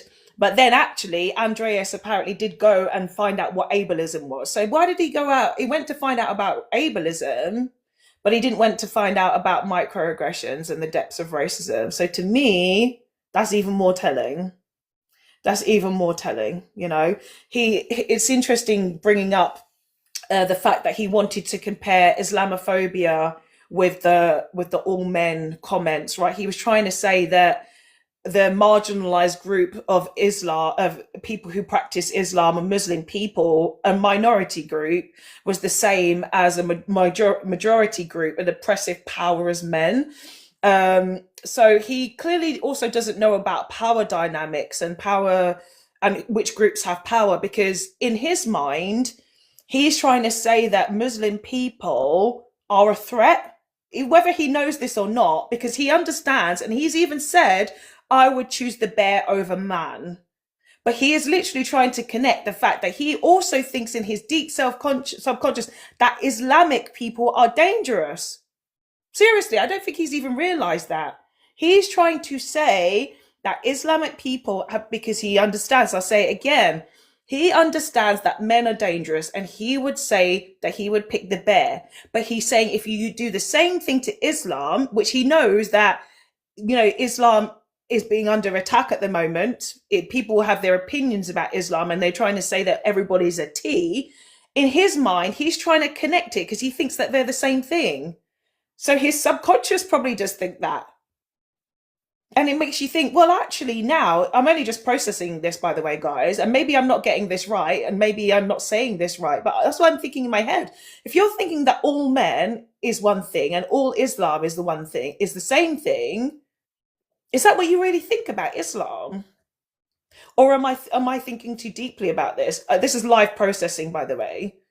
And are you only doing it because you know that the right don't like Islam, and you obviously say the greeting assalamu alaikum? Do you do that just because you want to irritate the right hand side and not actually what you know and believe about Islam? Like, I don't know. I'm just processing here, thinking about why he would bring up that marginalized group of people as if they're the same. I'm just trying to get into his mind and understand. Tyler Durden, gonna bring you in now again. Tyler, are you there? It was good to speak to you the other day. Welcome back. How are you? Thank you. I'm very good, thank you. First and foremost, just want to send you lots of love and strength and light. I can see you're obviously very emotional, and it's strange because I was obviously on your last live, and then I happened to also follow the guy you're talking about, and I saw him talking about this, and I thought in my head, I was like, are these two things connected? And now I'm here and I'm like, wow. That's why I had to ask in the chat. But just to extend upon the thought you were having, I think conflating those two things is definitely questionable. I don't think you can put those two as a comparative at all. And if you do, there's something very questionable underlying your thinking, because they're not even remotely the same. They're not even remotely the same at all. So, but I think the Americans have a great saying, don't they, when they say you're no longer invited to the cookout, right? And I just think that we're talking about that, because allyship can be so misconstrued, because you know what? This is how I feel about it. If we're talking about racism under a flag of white supremacy in this country, which it is built upon, then you must listen to black people to know what racism is. Your own interpretation will never be good enough because you've been subjugated and indoctrinated by the system. So you can't be the best person to speak upon it. And I don't care what anybody says. You'll never know racism better than I as a black man. You can't tell me nothing. So on that level, I'm with you, and I just wanted to show you a little bit of solidarity, basically. Thank you, Tyler. Yeah, you're right, and I think this is what was a really interesting thing on Andreas's lives, is that he was, when I came into the chat section, and Steph, you were there the second day when it got very emotional. The first thing I asked in the chat was, has any black people been here to talk about this? And somebody replied, I don't know who it was, saying, no, it's just a bunch of white people easing their own feelings. So you're talking about racism, but there's no people to actually discuss the element of racism with you in a way that's accurate. So that's actually why I came up on his panel to start with. And then we had other people who were, and I have to say this because we also did talk about this, and I wish Ray Ray was here. The black experience, and I'm talking about having two black parents being very, very 100% melanin, is very different to the biracial experience. When you have the biracial experience, you literally can dip your toe into the black experience and the white experience. I can't dip my toe into the white experience. So the types of microaggression and racism that we experience as black people is so different to a mixed race experience. And on Andreas's panel, there was somebody who I actually do respect as well on here, trying to speak over me as a man and as a biracial man, and I literally had to shout over the top of him. And I don't do that. Like, if you guys have seen me round on lives, I will always take a step back. I'll always mute myself. I'll always wait for the person to speak, and then I'll ask, can I speak? And if somebody speaks over me, I'll be like, how are we going to have a conversation if you're talking over the top, right? But this mixed race gentleman thought he could talk over me on the subject of misogyny and racism. And also there was a white man on that panel who thought he could talk over me on misogyny and racism. And I literally had to stop talking. And thankfully, Andreas did listen, and he went, yeah, Fox needs to speak. Let's speak. And so I had to bring the energy down. I had to say, look, right, we can feel everything is the energy is very upright. So finally started talking, been able to talk, been able to talk, been able to talk. And what I found very interesting about that last live we were on with Andreas was he was obviously very struggling. And if you guys were there, he put his camera to the sky. He generally does a live when he's walking the dog. He put it to the sky because he was really struggling at that point. Really, and that's when I said, guys, he should end the live. He needs to end the live. There was God knows how many people he brought up on the panel. There was God knows how many people watching, maybe like 150 people at that point, where it's like, he's clearly struggling here, guys. He's clearly struggling. This is, if you love and respect this person, if you really care for this person, you shouldn't be trying to hold on to his energy. And I told him that this is the thing, what everybody, and even if you've got your own platform, guys, yeah, please most people are not here for your well-being. They're here because this is entertainment for them, and they don't care you. That's it. Most of us here, we're just talking in this space, and we get something that we need from this space, right? Whether it's valid of our experience, of our existences, what we need. But I would hope, and my mind is strong enough, guys. I would hope that the people that follow us and the people that attend here, I would hope that you would tell me if I'm spiraling or something has happened, you would say, Fox, you need a breather, my girl. Because I would community that is coming together here, and the women and Lex who have just come over recently, I would hope that you would do the same thing for Lex. And if you guys have your own platforms, we have to do this for each other. We have to be supportive of each other in our mental health, in our struggles, and stop telling people not to take breaks. Because that's the thing that actually I think pissed me off the most, Steph. It was him having black people or brown people that would make him feel better about his racism also saying, no, you need to carry on, you need to push through. That shit pissed me off.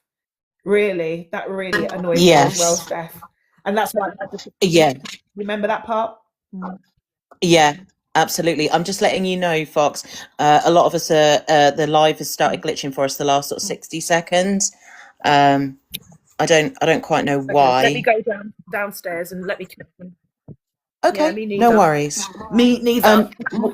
Yeah, let me go downstairs. Moving, close connection. Amazing. Whilst Fox is moving downstairs, so that hopefully we all get a better connection, can we all please take 2 or 3 fingers and tap the background, tap where it says Mail Centre, take 2 or 3 fingers like you're playing a piano or a keyboard, and just tap back and forth as fast as you can without taking any break. We're at 63k. If we can get to 80k as soon as possible, that would be really fantastic. Fox's current gift goals are 5 hand hearts, and those are 100 TikTok coins each, and 100 roses, and we've got 27, so that is 73 roses to meet that gift goal. Please share, make sure you're following Fox, so that's the plus symbol in the top left corner. If you've got 1 TikTok coin to spare, send the daily heart me in the top left next to the plus sign, or hopefully no plus sign because you've hit the follow. And finally, can you please share the live out? We're at 50 shares, so tap the little arrow underneath my box, and first of all hit the repost, and that will repost the live, and then share it out to your friends, people who are feminists, people deconstructing from racism and misogyny, and if you don't have anyone to send it to, just hit copy link, because that will still help. Thank you so much, everyone.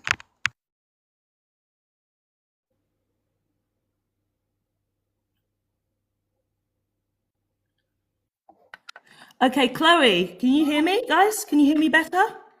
Yeah. Yes. Yeah, I think you're back. It was just going a little in and out. Thank you so much. Little in and out when you were talking, that was all. Thank you. Chloe, yes, obviously you've seen a lot of what's happened this week. Do you want to add your voice to the conversation, please, my dear? Well, I think the one thing that has kind of been touched on, but perhaps not enough, is the points that were actually being made by Darian in the first place. So the things that Andre was offended by was being told to get out of his feelings, essentially, for centering his own personal feelings in the entire span of violence against women and girls. And that's exactly what needed to be said. You know, it was about him not centering his own personal feelings in a topic that is about women and girls.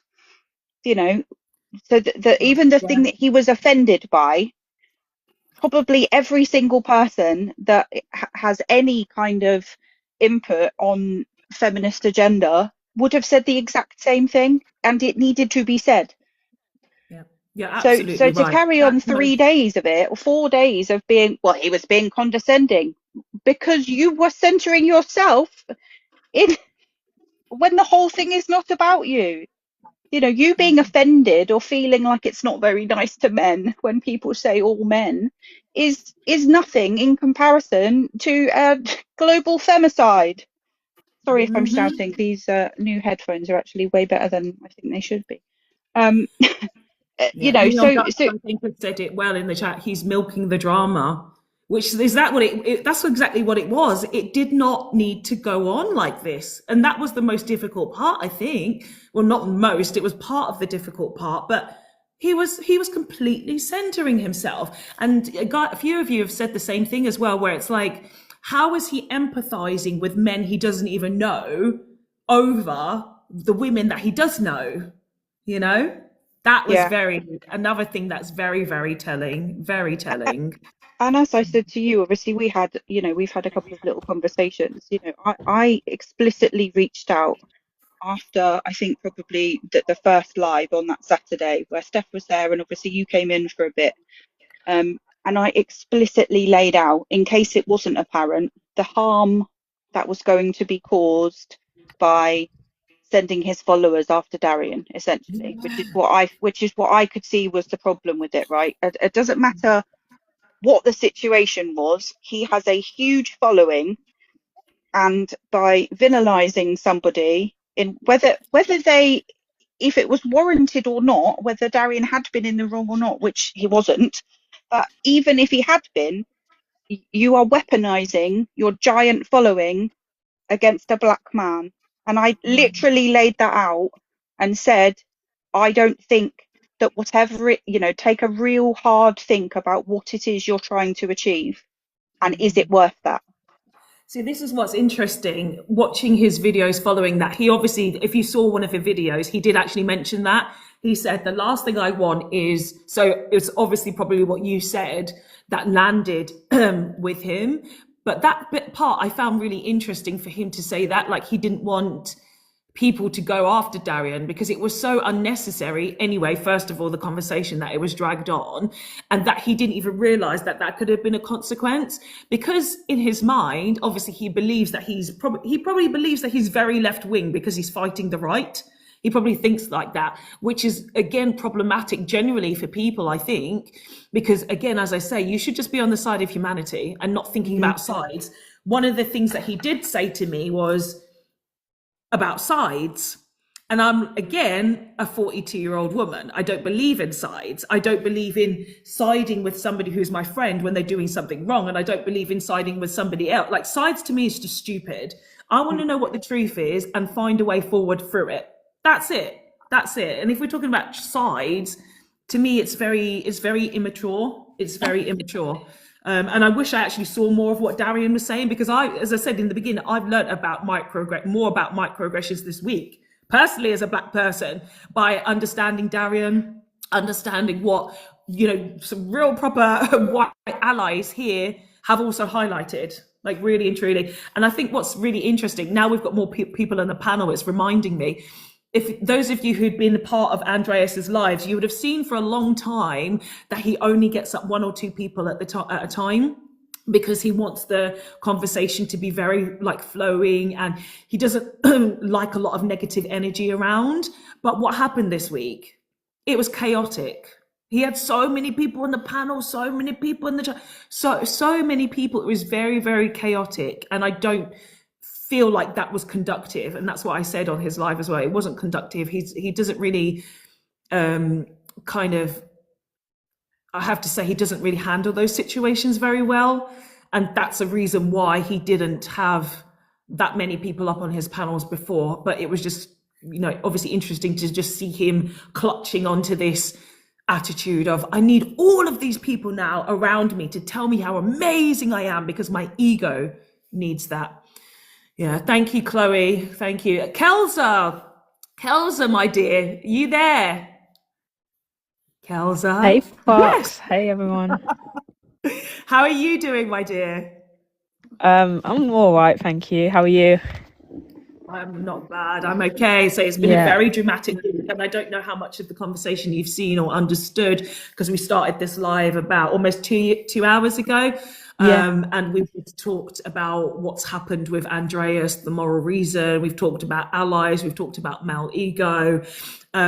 We've talked about how disappointing it is generally when you think you find somebody who is supposed to be on your side, and it turns out they're actually not. They're more interested in their own platform and what they have to do and say. And the combativeness that we've all personally felt this week has been something next level, really. Yeah. Yeah, no, I was listening and I wasn't privy to seeing the live when it all kind of kicked off, but I totally do resonate with your feelings. I do sometimes think that we have to be very aware that not everyone who portrays to be our friend is our friend. And yes, they're ignorant, and we have to run with the rhetoric that some people choose to be ignorant. It's not because they are actually, we might perceive to think we need to help. No, you don't. They also know what they're doing. So you can't save everyone. And what I've learned is some of those will only, I don't know how to word it, but they'll highlight the brutalities of what Rism is. But when it's the very subtle, subconscious, they know it, but they're never going to accept it. And you just have to always know your position in those things too. Yeah, Exactly. Yeah. I think that's what's been very interesting and the most important part, right? It's like, and I said to him, and I've said to people, I generally say to people, if we don't get to a certain point where you understand sisterhood or brotherhood or humanity, and we have to take a step back, like I want you to be conscious about the reasons why we have to take a step back. And again, if they choose not to understand the reason for the step back, their ego is, Herbert Sapir said this perfectly, the ego should be your friend and not your master. Well said, well said. And that's exactly what's happened in this situation. His ego has been his master instead of his friend. But some people, Britpack, unfortunately, do find it hard. Like say, when they have mental health struggles, and as I said, like the more time and experience you have on social media, the more and the older you get, the more you're able to navigate this space. Because when you have content and when you're on here, you need to just do your shit and log off. That's all you need to do. That's like the most healthiest thing you can do. Do your shit and log off. But some people end up living on here, and they're on here all of the time, and they're getting so sucked into stories and narratives and drama and beef and all this kind of stuff. This is the first time that I've ever been listening to any quote unquote drama on this app, and I've been in there for like 2 years or something. Yeah, Britpack, exactly. You hear all the time, but you choose carefully. Absolutely. And I say, I'm glad that I don't live in the UK anymore, because I don't see the UK lives on my FYP. I don't see none of this drama that lives there, essentially. So it really is important, guys, that you have the consciousness that if you, and when I did see Andreas on my FYP, I was like, I'm not engaging with that. I'm not engaging with that. It's too much. It's too much. But I listened to it a couple of times because I had people come in the DMs and say, oh, he's mentioning some things. Do you want to have a look? And I'm like, nah. But then eventually curiosity gets the better of you, right? So then you start listening and you're like, oh, do you know what? I need to say something, actually. I need to say something to this guy because he's really off. He's off the track. He's off the track, man. Let's see if we can try and bring him on, because if he's saying that I'm his friend, let me try as his friend to try and bring him back on the track. But he's not interested in the track of friendship. He's interested in the track of the ego. So Yes, Steph. Yes, my dear. Sorry, just one quick thing I wanted to point out about the ego is that what I was really surprised by is when I went first, and in one of the lives I said to him, dude, like, we are, as YT people, we are all racist. We are socialized with it. I said, I am a racist on his live more than once. And I didn't say it with pride. I said it as a fact. And you would think that with however many people were in the room at the time, and with all of Lex's people, as in Lex and his mods and followers and people that I respect and I hope respect me, I said, I am a racist. I'm not proud of it. I'm actively trying to deconstruct it, but I can't get rid of my privilege. I cannot get rid, I can't help that my brain was formed in all those really formative years with all of those unconscious biases. However, it is my moral duty to educate myself and undo all of them. And I will never be at a point where you can say, oh, I will never say, oh yeah, I'm not racist anymore, because that means that if I was to cause any harm and someone said, Steph, that's actually harmful, I would go, no, because my learning's finished. So even me, like, showing that my ego is unalived and saying it on a public platform, he still couldn't get the point that, dude, you are also the same. And that's not so, and I've learned this from Black people. I found the phrase, it's all YT people. I was, and that we are all racist. When I first came across that, I felt uncomfortable, but I sat in the discomfort. But he just wouldn't get there. It was, I'm not racist and I'm not misogynist, despite not knowing what a microaggression is, despite thinking that using the word females by one of his panelists saying men and females. I mean, to talk about misogyny, and the far right and, things like that and how they harm women. But you think that your friend on a panel can say men and females, and you don't even know it's bad, that it's dehumanizing, it's part of the pyramid of great culture, and also that it was how Black women were first referred to. So you also don't understand the history of it for Black women either, which is that YT women were women and Black women were referred to as females. And he also didn't even know what the phrase ACAB was. I had to tell him what it meant. And I was like, even if you don't agree with that, even if you don't agree with that phrase, you as someone who's not on the right-hand side of politics doesn't know what ACAB means. That was really shocking to me. And then when he finally confessed 48 hours later, I don't know what a microaggression is. But I'm going to go back on mute. I know C needs to go, and Tisha needs to go too. Yeah. Okay. Thank you, Steph, for adding those vital parts of information. C, how are you today? Hey, I'm good, thanks, Fox. How are you? I'm okay. Is that Simon Cowell in your picture? Oh, let's not go into that. That's my husband, okay? Oh, okay. Okay. What would you like to add to the conversation today? Nothing. I was just going to tell you, I don't know if you've seen his live right now, but I'm pretty sure this is a microaggression to say that BLK people are his victims right now. So he turned around and he said that she's got a bunch of people in her life that are apparently my victims now.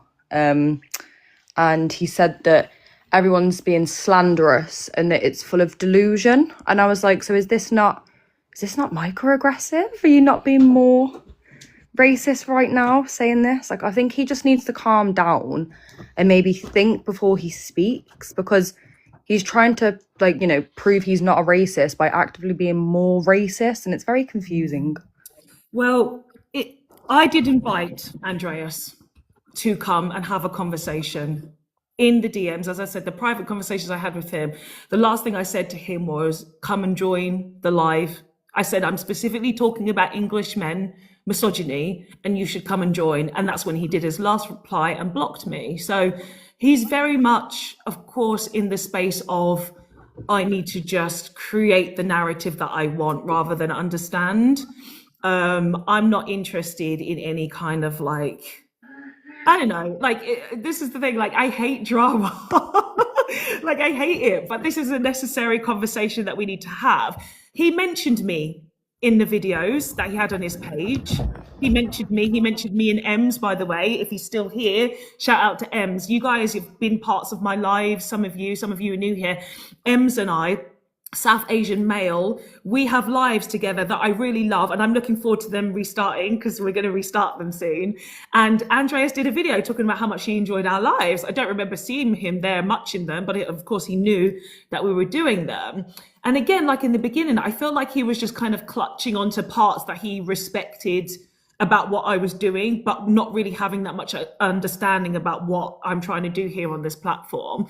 I feel like, and we've said this, of course, many times through the live, if you're on a path to understanding, you're more likely to listen.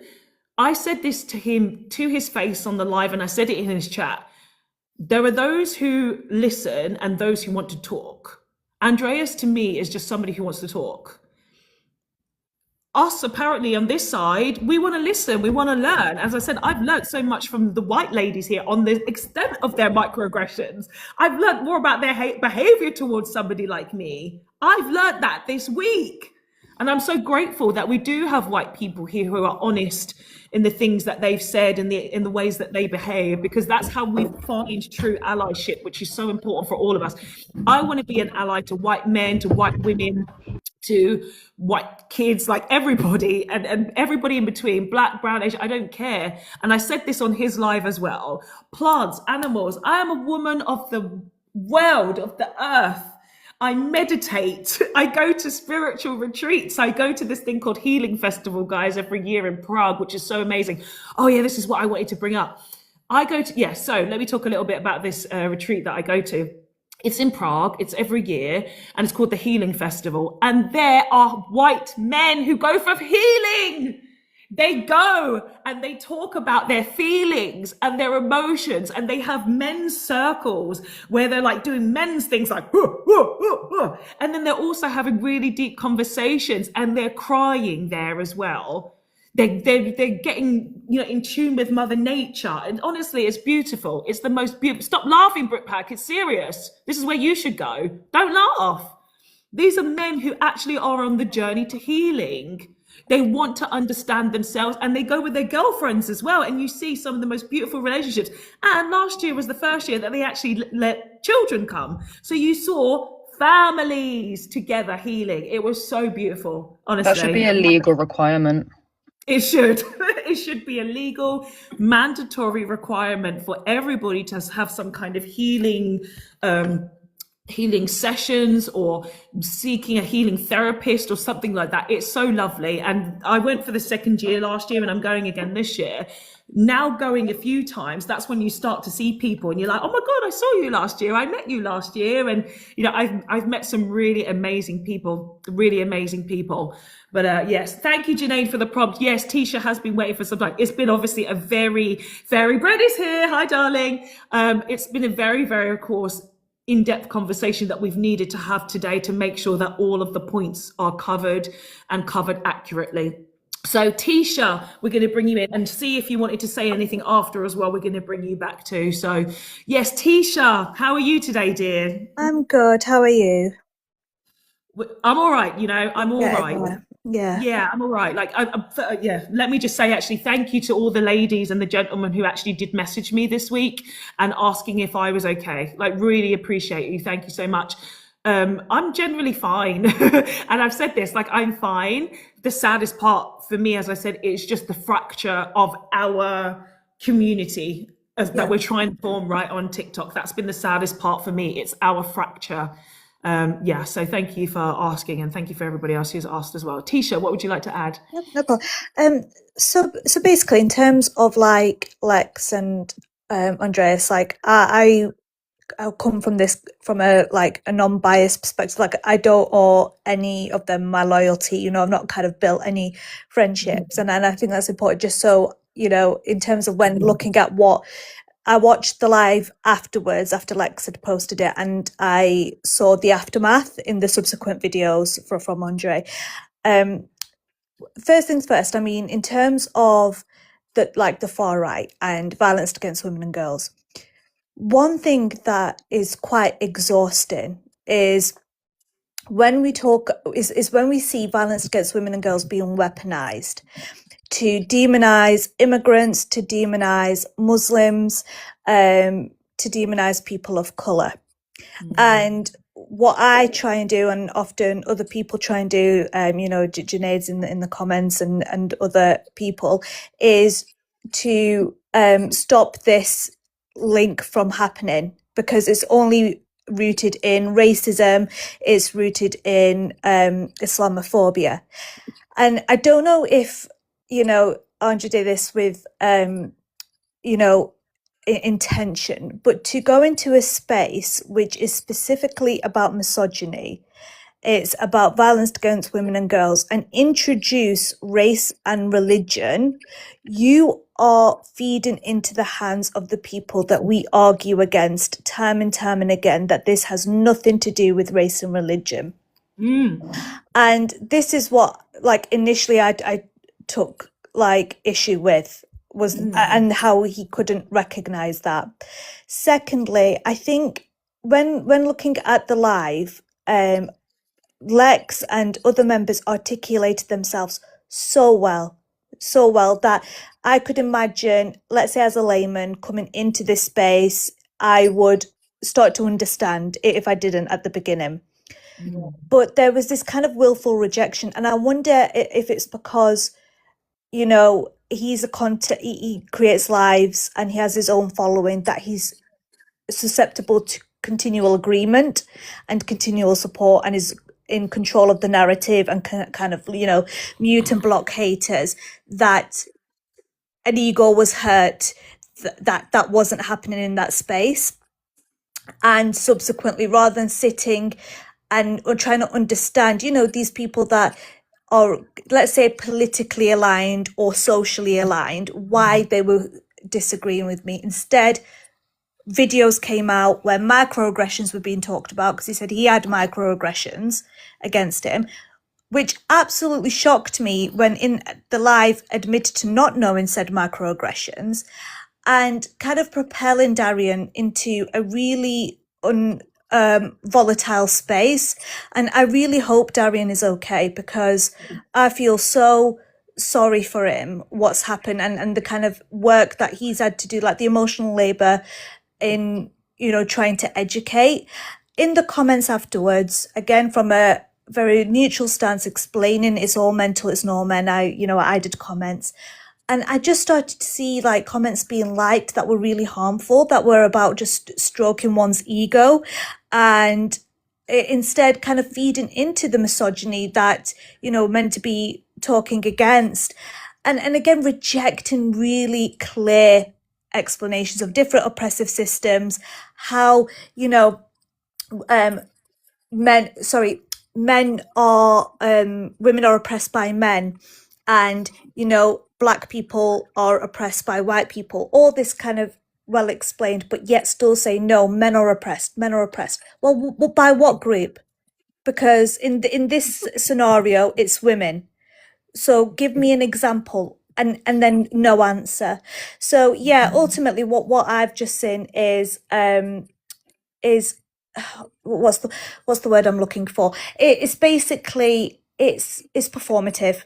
It's performative. It's needing that validation to feel better about oneself.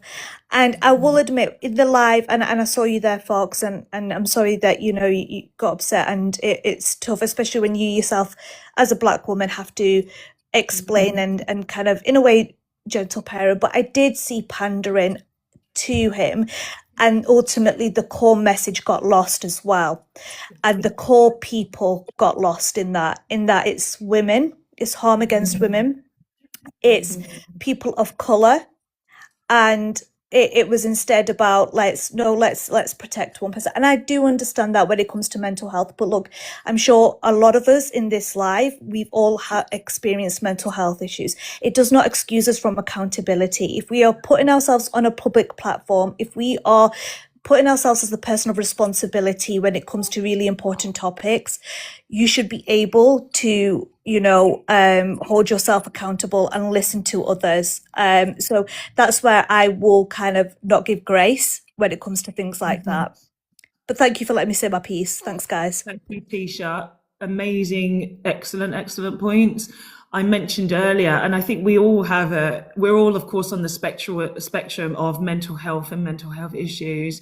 I mentioned earlier that I've had 8 months of CBT for eating disorders and depression in 2020. I didn't tell you the year was 2020. I'm actually going back in it now currently. There's other things that need to be fixed. But yeah, mental health is not an excuse for behavior. It really isn't. And I'm fed up of people weaponizing that. We're humans at the end of the day, and we have to learn to love and respect each other regardless of our mental health. And as I've said earlier, there is still that tiny part of yourself that says what I'm doing is harmful. And if you ignore that voice, that's just you. And that's when things like narcissism come in, right? That's things like, thank you, Ambreen, it's gaslighting and he's out of order, you know. And good, Britpack, you're going to therapy on Tuesday, amazing. Like, everybody here, if you haven't been to therapy, please go. It is the most enlightening thing, the most insightful thing. If some type of therapy doesn't work out for you, try another. Keep trying until you find the type of therapy, because there's so many different types of therapy, and there are different therapists that you may vibe with and you may not vibe with. So keep trying, keep going. There are many solutions that can be found. Yeah, let's touch on Darian for a minute, and this is going to make me cry. I don't know Darian. Darian did reach out to me in the DMs, where, like, I think it was straight after Alexa's live, saying some stuff, and I'm like, I don't want to be involved. Like, this is drama, man. I don't know what the situation is. I'm just coming up because that's the first place where I met Steph, and I saw her talking, and I was like, I need to, of course, back up what she's saying. I need to get involved in this conversation. Darian messaged me, and I didn't reply because I didn't know the situation. I didn't know what was going on. From then, I've seen a little bit more. And let me tell you something, as a Black woman, my subconscious has kept me from communicating with Darian because it's too harmful for me. You'll see my platform. I don't really talk a lot about Black history and the things that have been done to Black people, because truly that lives in my trauma. I don't talk about Congo. I don't talk about Sudan. I don't look at the stuff because it's too, in my past lives and history, there's been too much trauma that I actually can't witness it, because I know what's happened to our people. I know enough that I don't need to see anymore. I don't need to. I can support my brothers and sisters. I can support my family, but I cannot see anymore. And so when Darian said a couple of things, and you can even go to my page, I've seen this, he did message on the thing. And I said, we just need to let the white man process, and we continue our fight for racism and misogyny. And my reply to him was probably quite cold, because I just can't. I can't. Black people have been through too much. We've been through too much. And it's so sad that I can't even unite with my Black brother. And actually saying this now, I will message him to say, I don't know him, but I want him to know that he does have an ally in me, and that he is right in everything that he said, you know, and that I'm glad, like you guys have said in the chat there, that you rallied around him as mods, you know, tried to make him feel safe, because that was the worst part, right? Like, that conversation could have just stayed on Lex's live, but Andreas took the choice to bring up Darian, to bring up all you guys in his space. He made that choice to do that. He made that choice to do that. And therefore, that's how we've all been dragged into this stupid conversation that didn't need to be said and didn't need to be had. None of this needed to be had. And that's one thing that we've all said, right? It's like, it's so unnecessary because we're all supposed to be on the same side. But this person has decided to center themselves, make themselves the loudest voice when people are suffering already, you know? People are suffering already. And that's what's, yeah, Neon Guts, it's what colonizers do. I've seen you as well. You know, the great thing is I have seen a lot of you here commenting on his videos and telling him what's wrong. And then you've also commented on Lex's as well. And like Tisha, again, neutral, myself neutral. As I said, I've said this whole time. Andreas went out there and and said to other people that I was his friend. I never said that he was my friend. He said that I was his friend, but yet this is how he treats his friends. Makes you question everything. And that's what we're doing here, right? We have to be able to question how people are, so we know who to be vulnerable with, so we know who can actually back us up when it comes to fighting things like racism and misogyny. It's so important. Yes, Brick Pab, exactly. Choose friends carefully. And that's why I don't say anyone's my friend on these social media apps. I appreciate the conversations that I have with people. I appreciate everyone's time. I appreciate the comments. I appreciate the love. All of those things. I love that, and I appreciate that, and I hope that I can give the same back to you in a way. But it is for the good of humanity. Like friends is such a sacred thing to me. It is such a sacred thing. I only have two friends, and the funny thing is, I've mentioned two friends recently, and I mentioned one of them a few times. She's been here a few times, and I say there's no friends on social media, but actually she's one of my social media friends, but we know each other in real life. We've had some really great conversations and great times, and we've known each other for God knows how many years now. But I met her through social media. My other one friend I met through real life, and they're both white women. So it's really important to kind of know where my boundary is. It's only because I've been on social media for so long. And yeah, Steph definitely comes across as somebody who would be an excellent friend, an excellent ally. But as I said, for me and my boundary, or anybody here, it is just because social media is just so for me. And yeah, I do hope. understand completely. I Yeah, understand you how get you it. feel very much so completely. The whole reason why that conversation happened was actually because of me. Do you want to And explain a little bit more about where yeah, you're, because I don't know that what the. that's fine. I don't mind explaining. As Steph very much so knows, and the people in that are mods in Lex's space know, last year I and a bunch of black girls were privy to a lot of racism. Um, very bad, horrible racism, where we received rape threats. We received LYNCHING threats Where did this happen? on TikTok. Okay. Was this during a Um, live or something? no, I don't know. it was a continuous thing that happened. I'm not going to explain Wow. the backstory, but like it was between us and a bunch of YT, quote unquote, intersectional feminist um women. Um, we were likened to wild animals. We were likened to dogs. We had threats of the police called on us. Police actually were called on some of us. They basically bullied a pregnant black woman off the app. Um, Literally, like it was very horrible racism. And we had told Lex about it in June last year. Um, and we said that a bunch of people from that space are in your space and they're actively removing us from the space. Um, we don't feel comfortable going into your spaces anymore because you've put people up and you've basically condoned their racism. I don't feel comfortable going into space. And we explained it all. And he said, okay, they won't be put platformed on my space anymore, this, that, and the fourth. And we were like, okay, cool. But we still saw them interacting with each other. And then like 4 months after, we saw the one of the people being platformed on his space again. So that was the point in time for me where I was like, no, I'm done explaining this situation. I'm just done with this whole situation entirely. Then in late December, early January, um, like this emotion that I've never felt emotional over this, like ever. I've never like cried over it. Whilst it was even going on, I didn't cry, but like when Darian gets hurt, because Darian is actually my friend, and when Darian gets hurt, it's like, oh guys, like okay, so in late December, early January, a situation had happened again, and him and this person, Lex and this person, were now at odds. Where he now decided that he was gonna deplatform her and tell his mods to not platform her at all.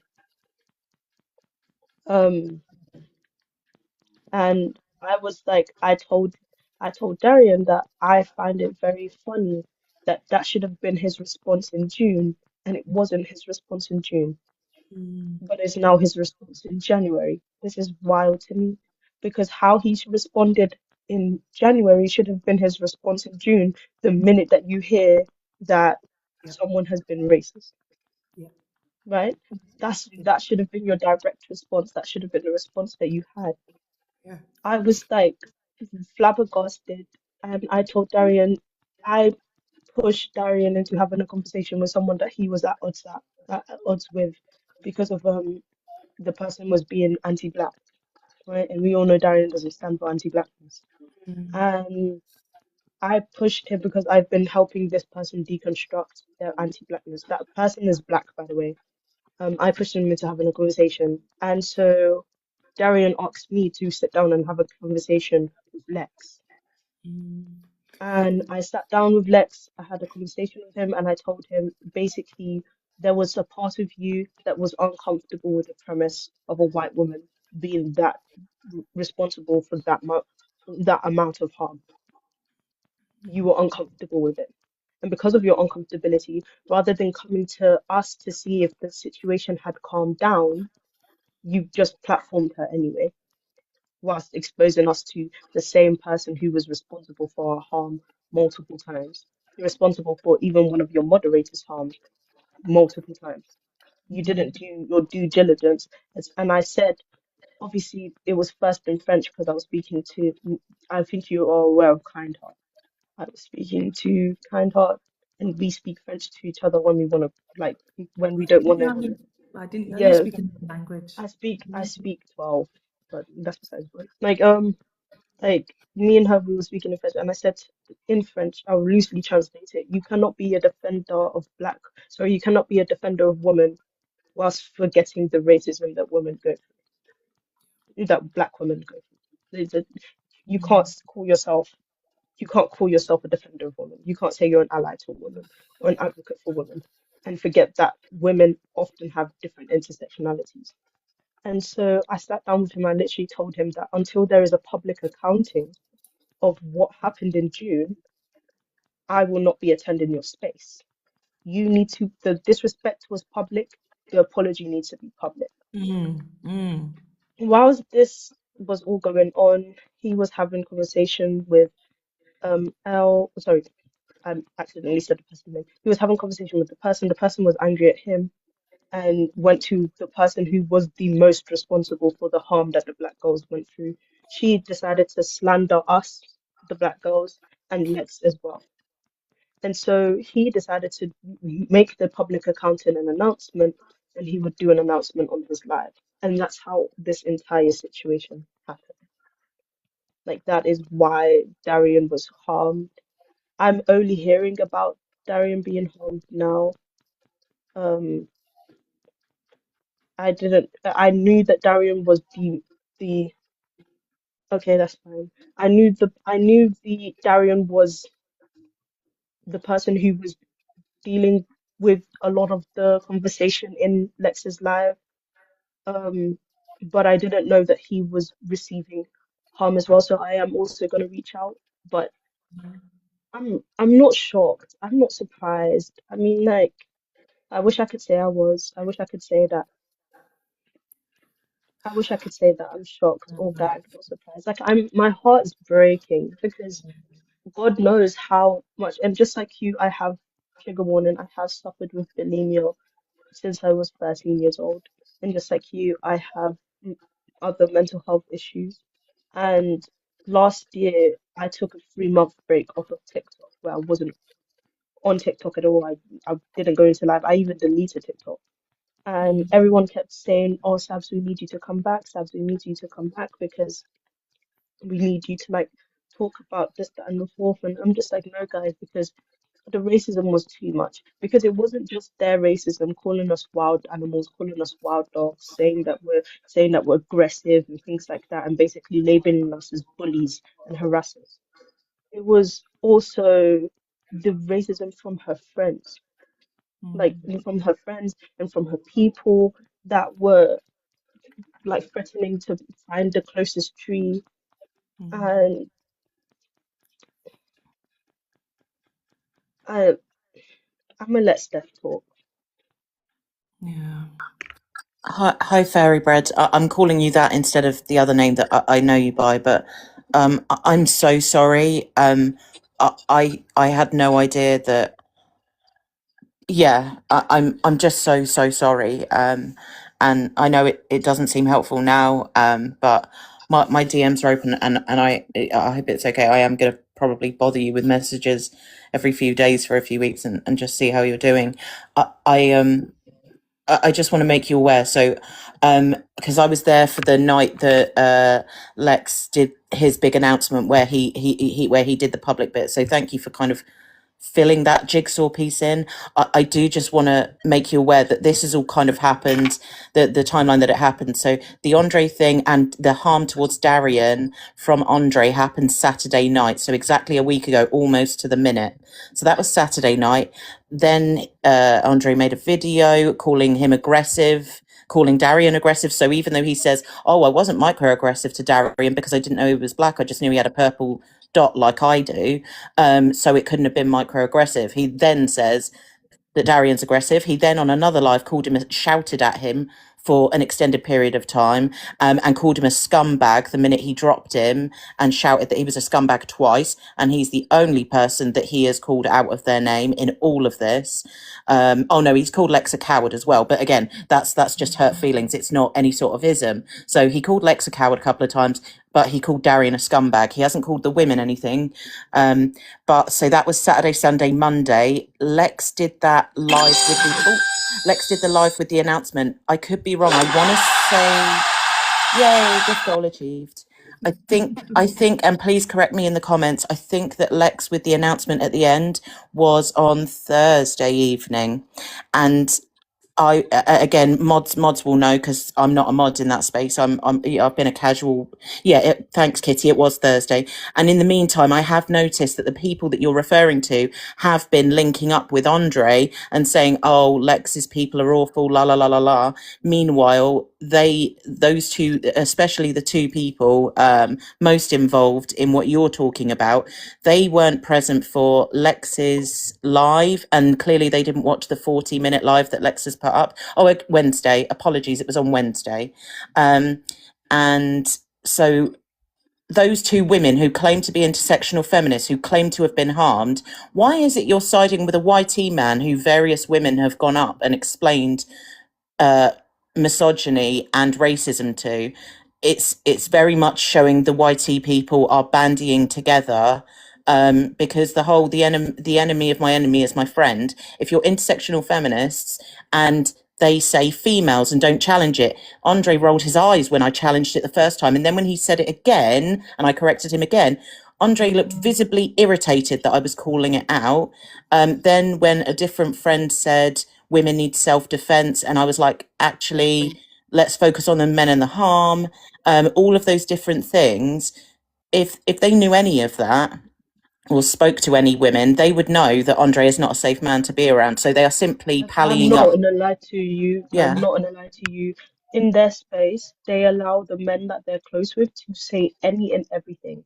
They were making sexual remarks to the young, and I'm telling you this, young black women in the lives continuously. They even made similar remarks to I'm sorry, to the person herself.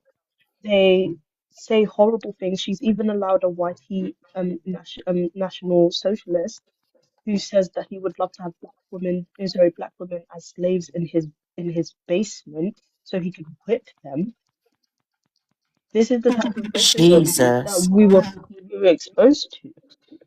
And we have multiple live clippings of this happening, by the way. This is not like we actually have evidence of this. And the only reason why we haven't done or said anything is because we actually just want to be left alone. Like it's already enough that you did all of that last year. We just all just want to be left alone, but we keep being brought up into the situation. We keep having our names being said in the situation. We keep being portrayed as bullies, as antagonists, as people who are just contrarians to be contrarians, as people who don't like them, as people this, that, and the fourth. But there is a valid reason why we don't like you. I will say this is a very sad, very difficult, very disappointing, very nasty thing for you guys to experience. It's fucking it's horrible hearing this, and this is what's annoying for Black people, right, is that you never know what your safe space is going to be. I do give unwarranted advice. I do.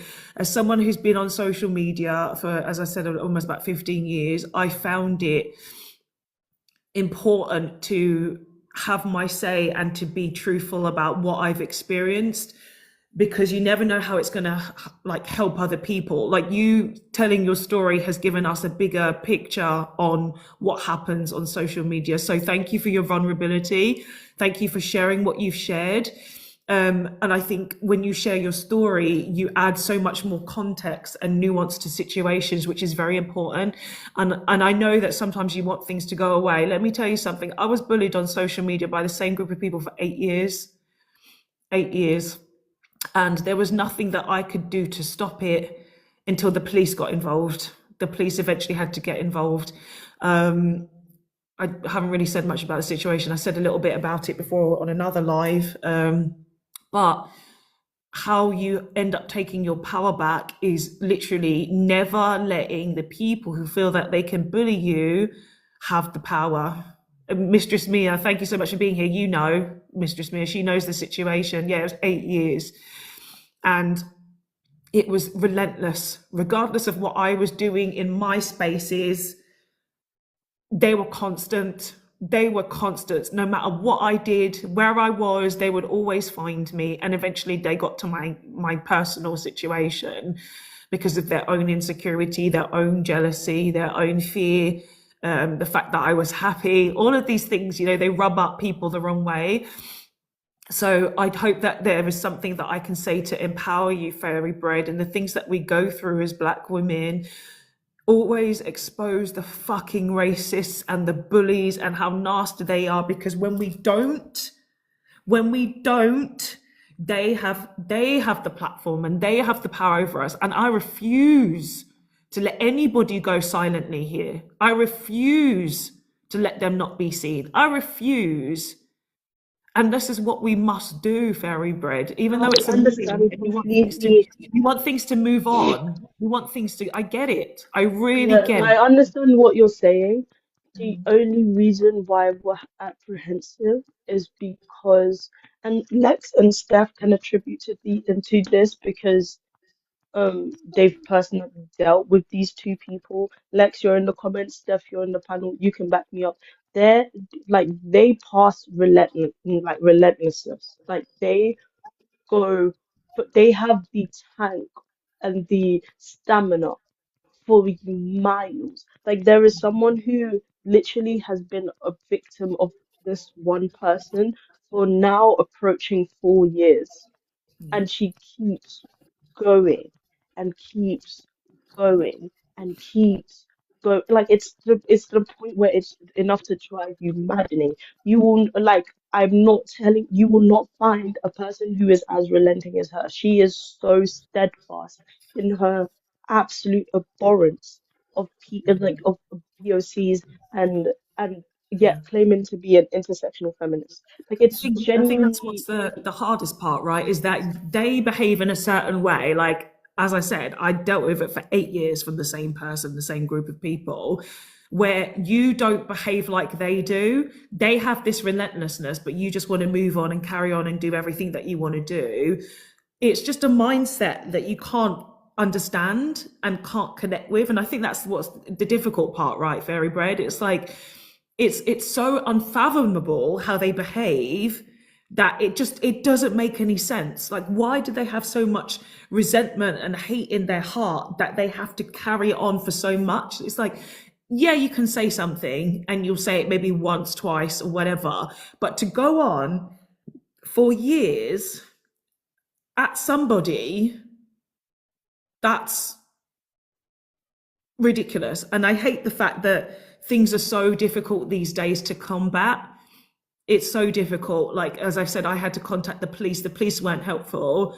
They did eventually stop because the other people around it had heard the police got involved, right? And this group of people, it was strength in numbers. So once they heard that the police were involved, they were like, yeah, do you know what? We need to leave this woman alone. So again, and I say I try not to give unwarranted advice, but I just want everyone to be happy. Like I really want everybody to be happy and healed, and to really have just good shit in their lives.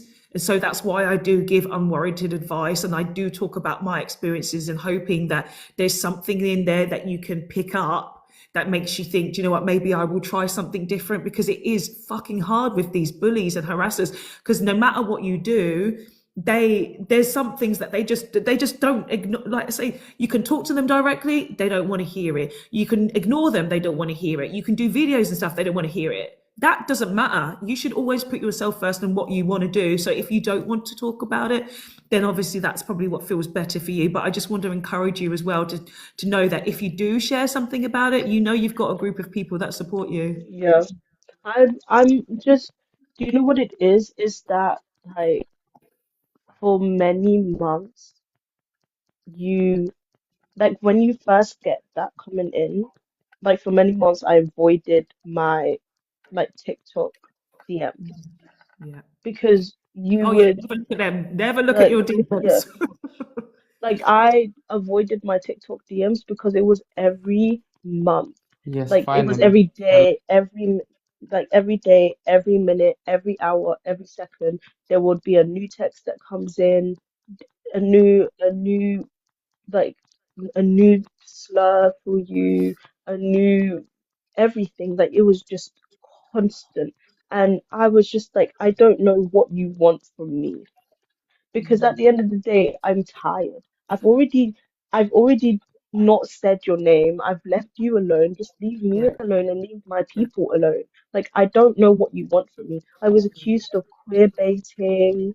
I was accused of doxing, all these lies on me, and I was just like, what else do you want me to do? Like I feel like you just want me to like fall down and unalive, because what what do you want me to do for you? Like it was just constant, constant, constant, like yeah, constant atting. Oh, Sabs, they said your name here. Sabs, they said your name there. Sabs, you this, that, and the fourth. And Sabs, you this, that, and the fourth. And I'm like, guys, can you please? I'm asking you, please stop sending me their lives. Like yeah, I'm yeah. genuinely like, you would have mutuals of mine share, who would obviously hear my name and be like, oh, they've mentioned you already. They've mentioned you again. And I'm just like, please, guys, can you please stop sending me the lives, because you're making the situation more inflamed. I don't know if you've seen Kelza in the comments, and obviously she's on the panel here. She's saying it's spiritual. I don't know where you are on your spiritual journey, if you are on it at all, but she's absolutely 1000% right, because that's exactly what happened to me too. And now I'm on a spiritual journey. I had to deal with all that bullshit, all that harassment. And as I said, it was incredibly damaging for my mental health. Yes, unaliving thoughts were also there. I have to thank my dog, who's no longer with me, that I'm still here. Yeah, it's spiritual. Things come to really test your mental health, your spiritual health, your existence on this planet. And fairy bread, if you're still there, maybe you're taking some, because it is difficult to talk about this kind of stuff. She was But replying to me. Don't worry about it. Sorry. okay, thanks. It's a test, fairy bread. It is a test, and let me tell you, this bullying stuff stopped how many years ago? Maybe it was the same year that I had therapy. It was 2019 to 2020. I think it was the same year. Yeah, the pandemic year. That year was like crazy for everybody, right? 2020. But even till this day, I know that there is still one of them who still monitors me, because I have a client. So some of you know this, I have mentioned it a few times on my live. Like I have different platforms for different things. I'm a dominatrix. Yes, Mistress Mia remembers it. That's when she remembers it. Is that I still now have Mistress Mia. I'm going to mention the names, the initials. You know the initials, MC. She still lets one of her clients, or coerces one of her clients, after all these years, to call me, a male gentleman, and say blah blah blah blah blah blah blah blah blah, because this is a private conversation. I used to see a dominatrix, and it's MC. So he would always, and he would always say, he's called me many, many times, this person, and he will always say her name to try and trigger me. Of course, I'm not triggered because I don't care. I just don't care about this person. But as soon as her name is mentioned, he ends the call. Yeah, I know. My name has never been out of her mouth. But that's the crazy thing about people that become obsessed with you. You have to take your power back.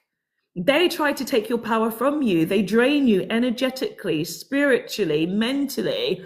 That's why I always say, please, everybody get therapy, especially if you're in the spiritual journey, and especially if you have people coming after you relentlessly for so many years. Please go and get that therapy to take your power back. Take your fucking power back. And yeah, as Mia said, as the chat, this woman has still got my name in their mouth. I didn't even, I know it. And a lot of people who have felt slighted by me and my positive energy and the things that I do, I know they still talk about me because I can feel it, but I don't let their energy affect me anymore. I laugh about it. I smile about it. And I say, yeah, thank you, Mistress Mia. You removed yourself from her sphere. She can't get to you now. Exactly. She can't get anywhere near me. She sends her clients to try and call me. And I'm just like, okay, I talk normally. I'm not affected by it. I'm not affected by it. So that's how I always encourage every woman, every man who has people around you that is so fucking relentless. Please get therapy. Yeah, Please talk your truth. Please keep going because there is light on the other side. Trust me, there's light on the other yeah. side and you will I get there, think my dear. I think the issue is, and I'm trying not to reveal as much because it pertains other people, and so whilst it's also my story, it's not just my story, right? Mm, And so, um, the reason why, like, I just decided to leave it, one, because other people said that they don't want to be bothered by it anymore, and I understand why. They, as I said, they ran off a pregnant woman off the app, mm, and they called her a Muslim extremist. They called her a rotten animal. Like it was also like it was just tiring. yeah. I And wonder if like Kim, it's oh, sorry, go on, carry on. no, I was just saying it was just so tiring. And I don't like getting emotional. I'm not a very emotional person. And like I'm not saying that because I have gone to therapy and all of that.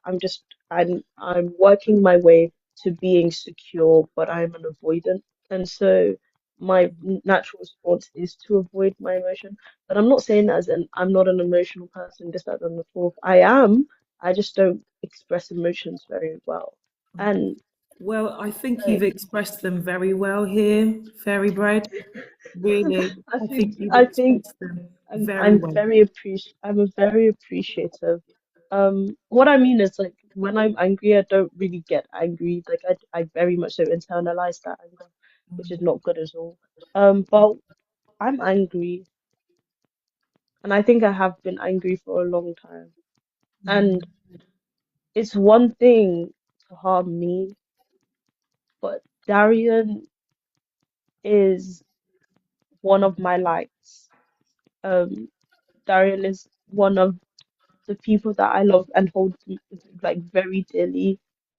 And he's so patient and so loving and so kind. Mm, And to know that he is always consistently, I'm so sorry, he is always consistently under attack mm, for being who he is as a person. mm, I'm so sorry, guys.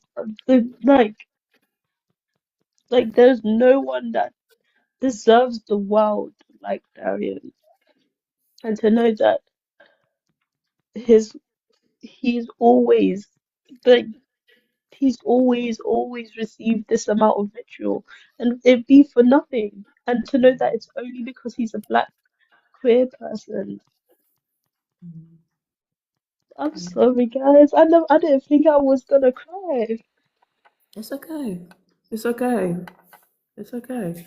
In this space, I cry all the time. You can cry. We can cry.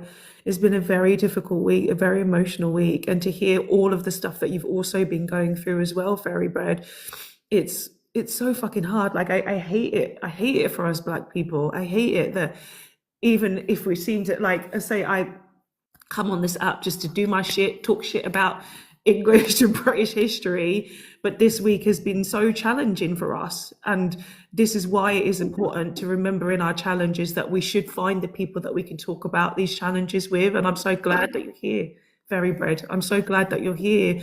I remember once when you came off on my panel once and you just showed your face real quick. I was like, yeah, that's a sister.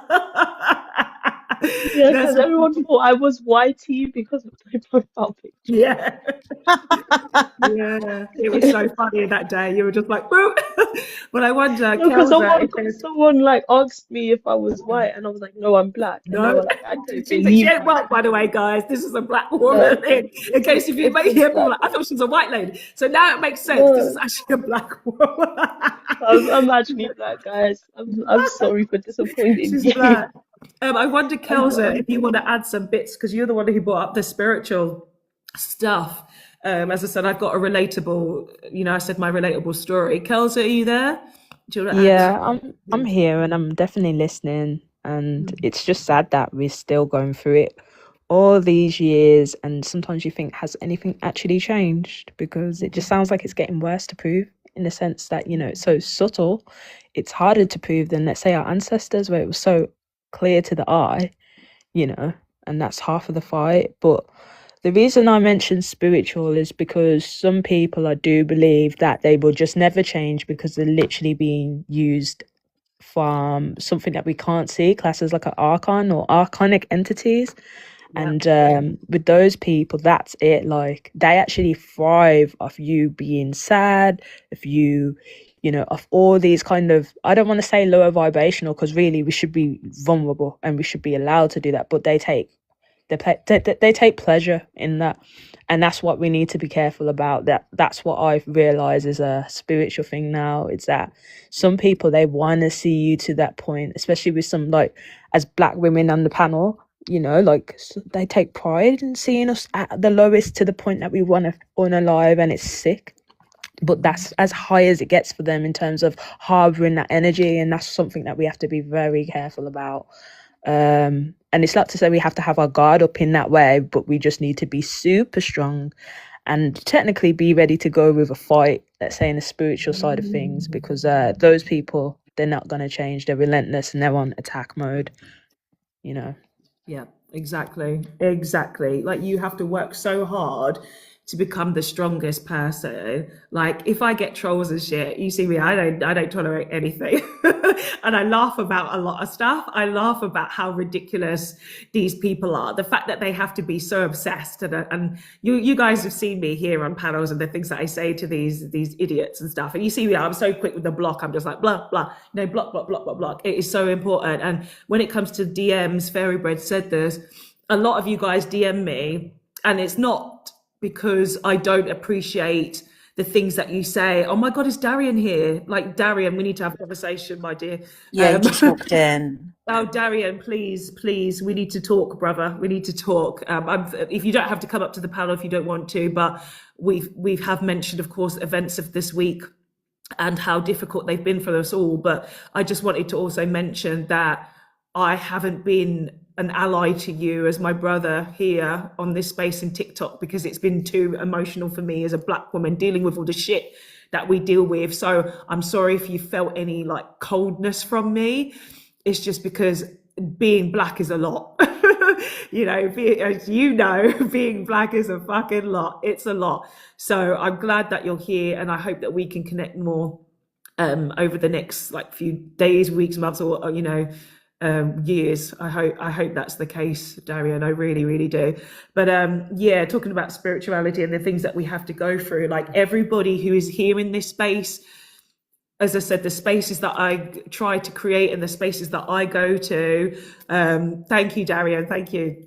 I try to be in, or put myself in spaces where we're talking like this, where we're talking in great depth, where we're understanding each other and we're having really good conversations, just to bring in Andreas back in the conversation for a minute, I never spent a lot of time in his lives because I found the energy quite chaotic. But on the times that I did, I found him to be very insightful. So it was like 50-50. So say this week, it was obviously very chaotic, where I didn't feel like I had to be involved in the conversation until I saw certain things. Then, of course, I had to pipe up and say some things. Thank you, Kelsa, as well for your comments on that.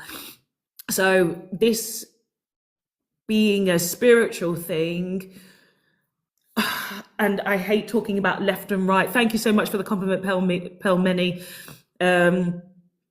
It's hard because, as I say, we're all trying to unite here on this side against the people who have been trying to spiritually attack us, been trying to bring us down, and the people that claim to be our allies and friends.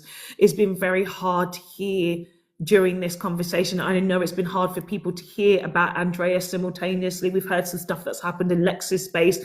This is hard for all of us here, and I just hope that we can all find a way to undo the harmful learning that we've had against each other and about each other. I hope that we find a way through that. I hope that people in this live today has learned some things about themselves, learned things about other people. I hope that that's happened a lot. Life is a lesson, Britpack. It really is. And that's why I said, and one of the first things I said here, what was it I said? I said, I'm glad that Lex is here. Lex, I don't know if you still come back. I saw you pop up again. I know you've been in and out. I said, it's hard for me to say that people should check out Lex's space and look at it. It's hard for me because of my situations as a Black woman, knowing that sometimes like white men or white women can seem to be our allies. And of course, Fairy Bread came up and said that in that space, she felt she had a terrible experience, It really is hard for us. And I really do hope that white people are learning so much just this week during our conversations on how you need to continually every day be better allies. Like every day you need to be better. This is not just Black and brown people talking. This is about you being allies to yourselves as white people. You need to be, because without Black and brown people, history shows this, you will turn on yourselves.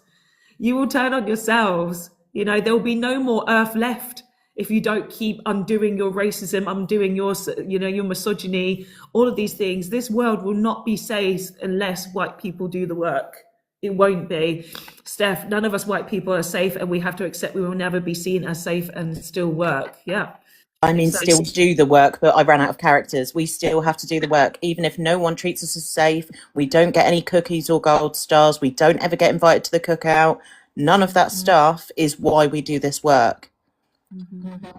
Chloe says, we are only your allies if you give us that name. It's not one to give ourselves. Absolutely. And Anachronista, you're just joined. I have no clue what happened, but I hope you're all okay and I'll listen and learn. Thank you for being here. Thank you. Yeah, it's been a really interesting and difficult week, but we're going to bring in Mazzy. Mazzy, how are you? Quite emotional. I've been quite happy that, I've just been getting over the lurgy and I could breathe through my nose. Sorry, my puppy must be in tune with everything because he's quite excitable at the moment. Yeah, listening to Fairy Bread and listening to you. Sorry, I am really, really emotional. Hearing what you have to go through because of whitey people. I'm whitey myself, and I call out racism, I call out whitey supremacy, and it's just absolutely heartbreaking knowing that people are having to go through racism and feel like they're a lesser being because of what other whitey people are making them go through. We need to listen. We need to use our ears. We need to sorry if I'm a bit muffled. I'm just wiping my tears. We need to understand with empathy and, try and stop the racism. It's not going to happen in my lifetime. I'm 60, but I keep listening. I keep learning. And it's absolutely heartbreaking. And, you know, sorry, I'm just listening to what Fairy Bread was going through and that poor pregnant lady. And, you know, yourself, Fox, for 8 years having to suffer at the hands of these supremacists. It's, you know, I try and stamp out, and I do try and call out, and I do listen, but am I hearing enough? Am I saying enough? I don't know. It's just absolutely As long as you heartbreaking. do, you know, the whole thing is as long as you do, anytime you pick it up, and I've said this already during the live, there are things that I don't even pick up as a black person. As long as you do, and as soon as you do hear it, call it out immediately, because you have no idea how that little thing can switch in someone's brain. It's like they needed to hear it. They needed to hear that that was wrong, because growing up in white countries, in white supremacy, which we now call white narcissism, is that a lot of the time white people don't get checked. We know this. White people do not get checked for their behavior. Around other white people, you'll have other white people who agree with the statement, or you'll have other white people who are not confident enough to say what you said was wrong. So if you have the ability to do so, you just do it. Just do it. You must do it. You must do it. Oh, And yeah.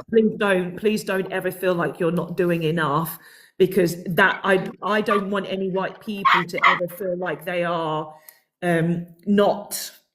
And we said this on the live this week as well, actually. Me and Damian were here. We were saying that we feel grateful to white people. We don't mollycoddle. We don't like overly egg your puddings, if that's the right saying, I don't know. But we do appreciate, we have to, because we're humans at the end of the day. And when you see white people who are really trying, it's like, oh my God, thank you. Because as I said, like, it means the weight comes off of our shoulders. And that's why it's been so nice to see so many white people rallying around Darian, so many white people in this space who do come as well, also to listen to what I have to say.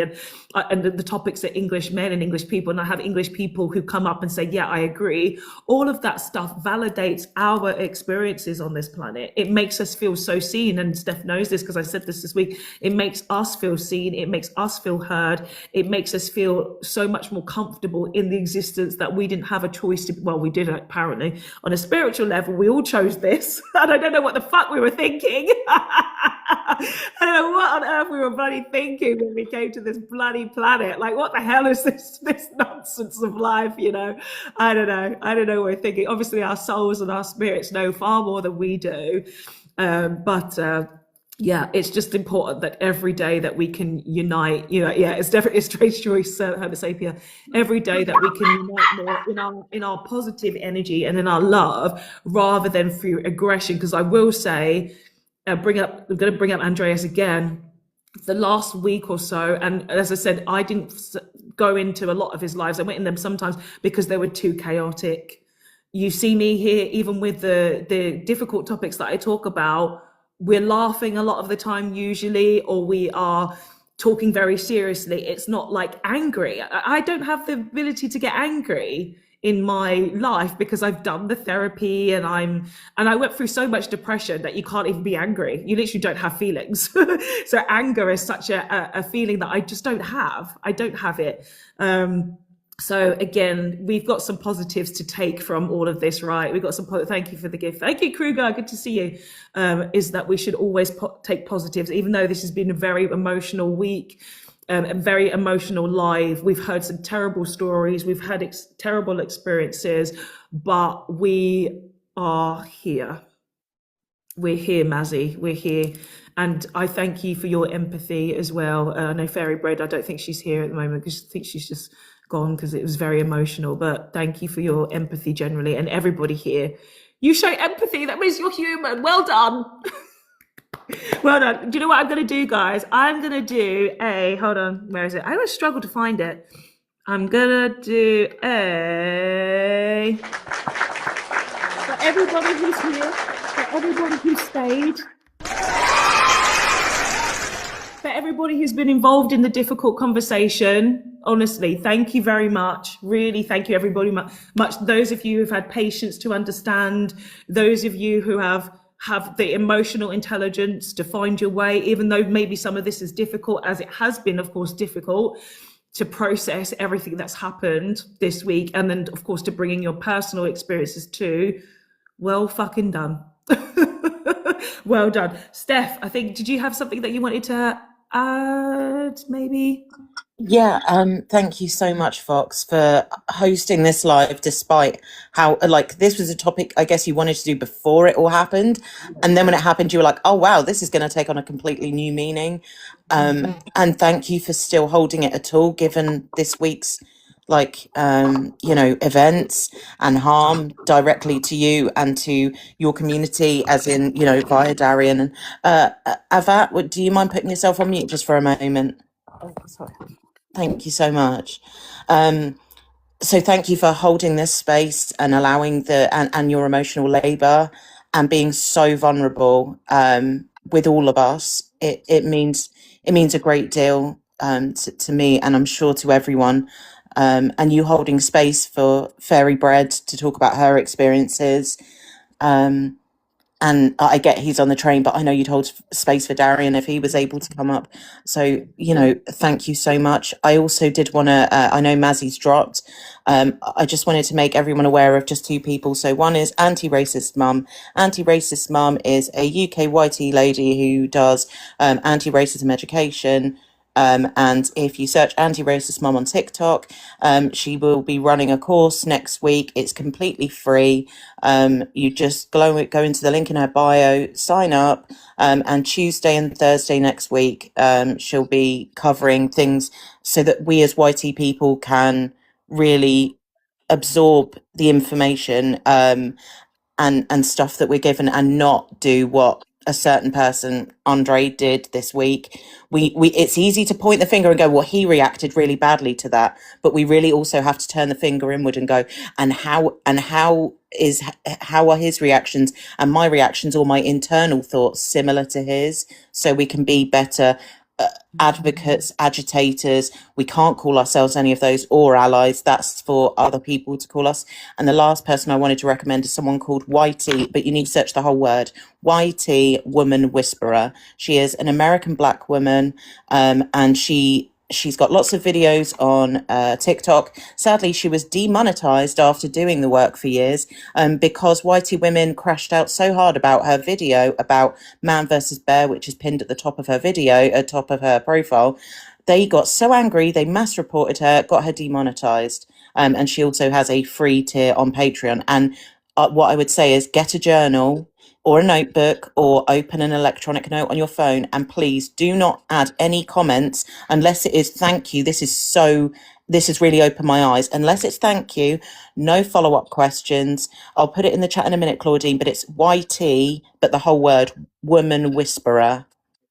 So unless it's thank you, no follow-up questions, no criticism, no, oh yeah, and that's how men treat women, because when we try and take race and then make it about us, where we're then the oppressed again, that is also part of what we do. So write your thoughts down in a notebook, sit with them, feel uncomfortable for at least 3 months, and search on Google, search on TikTok, search to find other women who have already talked about the topic that she mentions in a video, because we need to do better. We all, we're all doing it, and that's fantastic, but she does take it up a notch. If you think that, oh, I think I'm almost there, watch some of her videos and you will feel quite uncomfortable, which I think is really good for us. And I'm going to stop waffling now. No, you never waffle, Steph. You never waffle. You are so valued. You are so appreciated.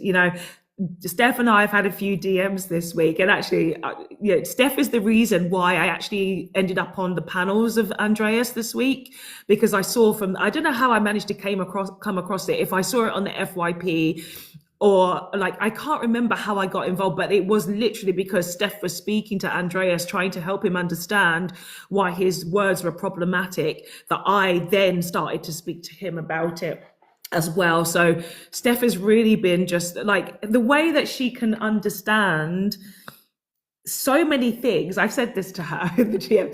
Like she is on a next level of understanding humanity. Really, I've learned things from Steph this week. And Steph, actually, I am going to bring this up because I've kind of just been like, wow, this week when we were in Lex's a couple of days ago. And somebody said that because Lex was eating fruit. I don't know if you're still here, Lex, and you remember this. You were eating fruit, and everyone was like, "Oh, he's so healthy." And someone referred to themselves as a Big Mac, and you'd said that was fat shaming. And because I'd laughed at that comment, because in our in Black African American community, Black community, we laugh about the Big Mac thing. And then you'd said that, and I was thinking, oh shit. I was like, hold on a minute. Yeah, that is. That is. It's like, why are we laughing about that stuff about ourselves? Like, if we want to be kind of more on a level of self-love and self-improvement, we shouldn't be laughing about that. We shouldn't be laughing about that. So I'm glad that you clocked that. And honestly, even being on Lex's lives, the mods, the way that you're so on it when it comes to people's isms and is, you guys are on fire. Like, seriously, you guys are on fire. You're so sensitive. Yeah, no isms. Like, you are truly on fire. I've never seen a live like it where you don't let anything slide. And the way that you communicate with each other, you're like, I got that one. I got it. Yeah, I've learned a lot this week. I've learned a lot. So it was really hurtful as well. And I don't know, of course, I don't know the situation with Fairy Bread mentioning what had happened. I don't know, was that previous mods that was in Lex's lives there, or what happened? I just want there to be so much more understanding for Black people. I want there to be so much more understanding, and I want there to be so much accountability from white people. Like Karimbo said earlier, oh, Andreas will be back or something. And like, if he does do the learning, say it. Literally say it, say it. If you are a white person and you have a platform and there are things that you have learned from Black people or gay people or trans people, from disabled, whatever, and you have a platform, you have to go to your platform then and say, okay, this is what happened. It took me X amount of time to understand because I was uneducated, because I was ignorant, because I was arrogant, because I was narcissist, because I was psychotic, or whatever it is. Then we can see you in the full picture. Like, it's really important that you talk about all those negative parts of yourself, but don't center yourself. It's Hermit Sapien. I've heard some people do this. Yeah.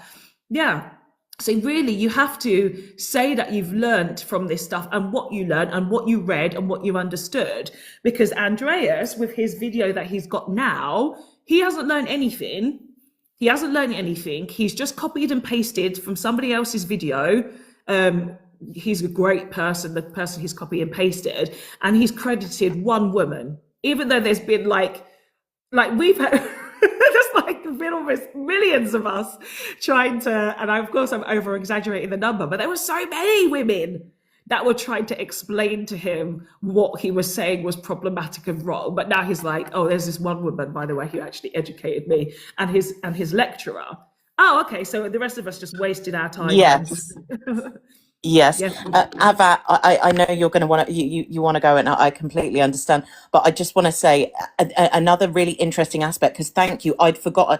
I know that video made me so angry. For me, I thought it was his lack of accountability, because he didn't say I agreed with. I was angry at this phrase less than a week ago. However, thanks to a lot of women, thanks to a white man, Black man, and acknowledge it, and Black women, sorry, again, there we go. There's an unconscious bias. I forgot to mention Black women. I just said women, whitey man, Black. So again, accountability in real time is that I thought it was him not saying I didn't know this phrase. I caused harm. I had a lot of emotional labor for this, and now I want to educate my followers. It was, oh, here's something I've known the whole time. It was explained to me by someone, but like, I've known it, and there hasn't been any effort on. There's been this has come out of the blue. There's been no conversations about this recently. But you're right, the lack of credit and acknowledgement to all of the people that taught him about this and explained it in exactly the same way. I think I used the box of chocolates.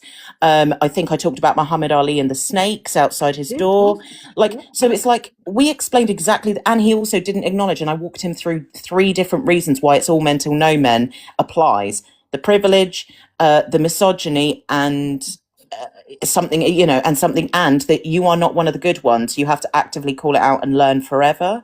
And the again, him being live right now shows that he still isn't listening. He could have come in here on a backup rather than on his main, which would have brought all of his followers, and then it would have been chaos. He could have created a backup, maybe come on his wife's or a friend's, come on here and simply listened on mute and gone, I need to hear this. I respect Fox as my friend, as a black woman, and what education can I get from this? Instead, he's live simultaneously, so that he can have the TikTok drama side of it. And the very last thing I'm going to say before Ava gets to go is that the triangulation of us all. Also my respectability. So he blocked every single person that I'm aware of. Everyone was blocked. So Fox as his friend was blocked. Lex, mods, anyone that commented, anyone that educated. Do you know who wasn't blocked? Everyone in the chat? Me. The YT Southern English accent, because he found the Welsh accent aggressive. He may not have said it, but he found Charlotte with her Welsh accent aggressive. That's why he shouted at her very aggressively and loudly at her. Kitty with her Scottish accent, he found grating and frustrating. And it's kind of like that first step before you then get to the and it's nowhere near the same level of harm, but the Welsh, Scottish, Irish hate from English people then goes up to the misogynoir and the misogyny, and the racism with Darian and the tone policing. Me, I'm whitey, I've got a southern accent, but I'm not too posh because that would have probably also annoyed him with the classism. And I was intentionally tone policing myself and masking and not and I'm not saying, and again, this isn't victim blaming. The other women were those accents are also quite, the Scottish and the Welsh accent, the kind of pattern of speech is quite animated and the volume is louder. So, and that's not them being angry, aggressive, passion, it's just their speech pattern. Whereas mine, I feel like I'm shouting right now, but like mine isn't as bad, I would say.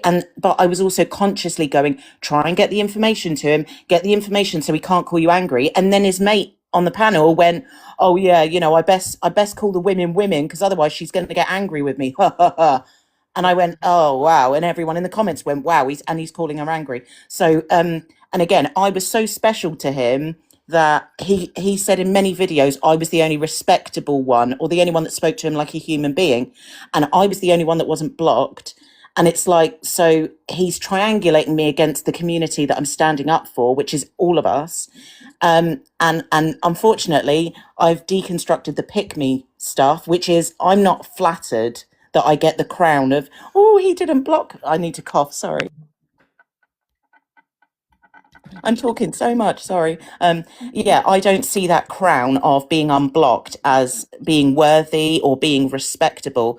I see that as, how dare you see all of my fellows, sorry, and I know sisters, but my sisters in arms and Darian as someone who advocated for us so well on that first live. How dare you say they're aggressive and disrespectful and speaking to you like a scumbag whilst I'm the respectable one. Your crown goes in the dirt, and he is blocked. I blocked him, but I wanted to point that out. The going live whilst you're having this live, still no education and listening. Speaking isn't learning. Listening is learning. And I'm definitely going to go on mute now. And I hope our guest now gets to speak, or your guest, sorry, your space. Thank you, Steph. Yeah. Andreas was invited by myself to come to this live. I told him specifically what the topic was going to be. I said, it would be very valuable for him to join if he could handle it. I did put that at the end, if he could handle it. But he'd really replied saying, I'm not interested in coming. I've got to go and do this, blah, blah, blah. The excuses came, which of course I knew was going to happen anyway. But yeah, the people reveal themselves. They reveal themselves. And again, we just get disappointed. But as I said, I'm always about the positivity. We're all here. We're all learning. We're all understanding, which is the most important thing. It's the most important thing. So yes, Lizzie, the mask does always slip. Ava, anti-racist mum is finally here. Anti-racist mum, you must come home. But Ava, Ava, how Hi, are you Fox. today? I'm fine. How are you? I'm all right. I'm all right. Like this conversation, of course, is emotional, and I don't know how much you've seen because I saw that you were also in Andreas's comment section. So I don't know if you've managed to get the full picture yet from I this haven't. live. I'll be Okay. honest with you. I saw what was happening and I left. I didn't want to absorb the drama, and I don't really know what actually happened. What I know is that two creators that I have respect for have fallen out, and I feel really sad seeing that. Yeah. But the reason I came on, I don't really come on lives much, but I listen more than I speak. But I really wanted to say thank you. I do not know if you realise it, but you've created a women's circle, a healing space. What I just heard was the most beautiful flow of conversation, and it really, really touched me. And I also wanted to say that I'm quite new to social media, so I've never experienced trolling before. And listening to all of your experiences has just helped me so much because I'm experiencing that on a sort of local level. And I didn't realise until I heard, all your experiences that you shared have just helped me massively. And also, the thing is, look, I don't really want to get involved, but I will say that TikTok is designed to create conflicts for likes and views.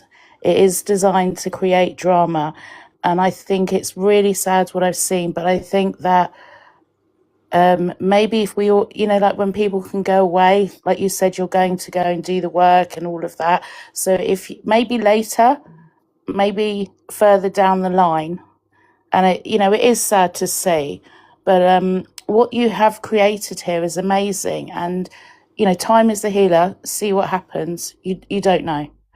And I keep following you and listening to you because I think your content's great. Thank you, Ava. Yeah, I remember when you came. You've been up once before, and I called you Avat Man. Yes. I'm so sorry I got your name wrong, Ava. I'm sat here screaming, going, no, Ava. I'm so sorry, Ava. Don't worry, no worries. Yeah, but no, it is hard, Ava, because of course a lot of us here were understanding or thought that Andreas's content and who he was as a person was very much understanding our existences, right? Because that's what we want to see. We want to see people who understand the global majority, who understand women. And when we see that, we're like, yeah, this is the best. Like, you get it, you get it, you get it. And then but we can only actually do that from our own level of understanding. So like where we're all sort of like talking about these races, they don't have the capacity.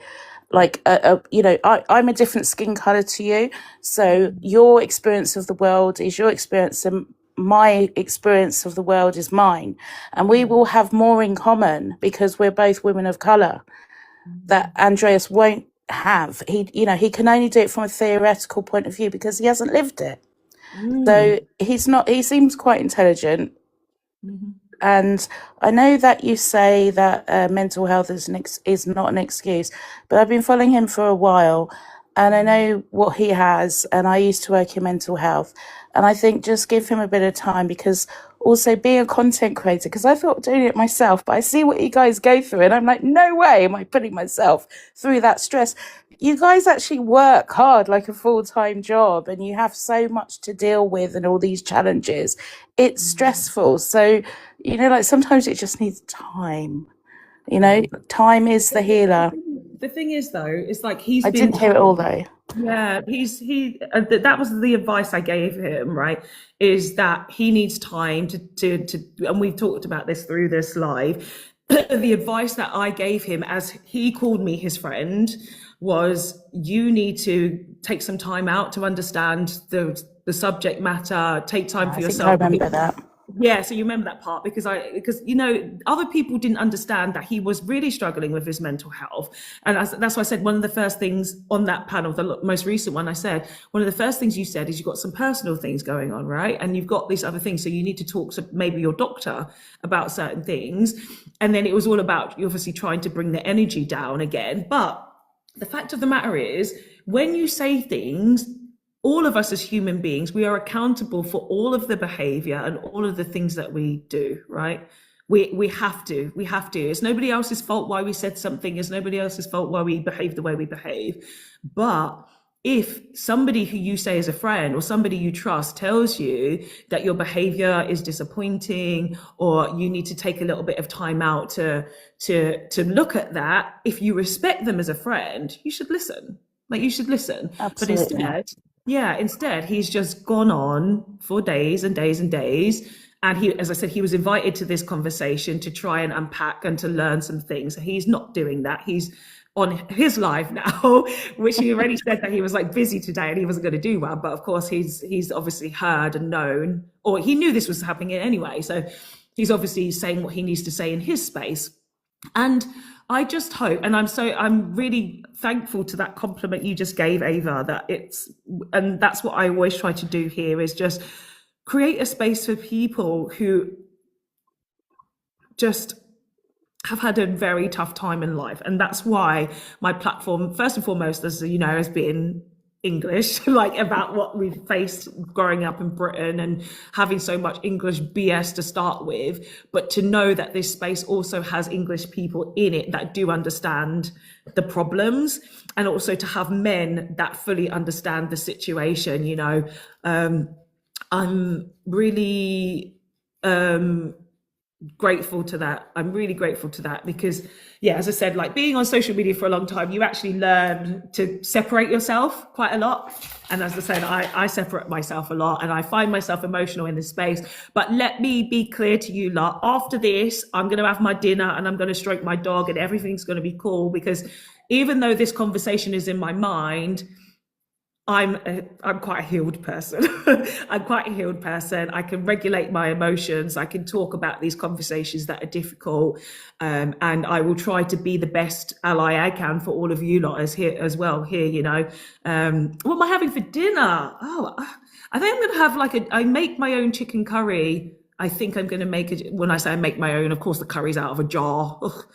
So I'm going to add the chicken in it and then maybe put some chickpeas. I don't know if that's sacrilege, but I need to get more fibre into my diet. So, well, as an Asian, I approve, because growing up, chicken curry always had to have a bean and potato in it, and that was a nutritious, full rounded meal. So I always had brilliant protein, good for our Asian women.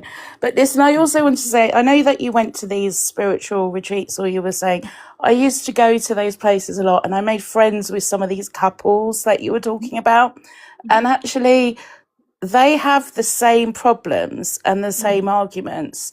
The only difference in their relationship that I noticed was that the way that they communicate.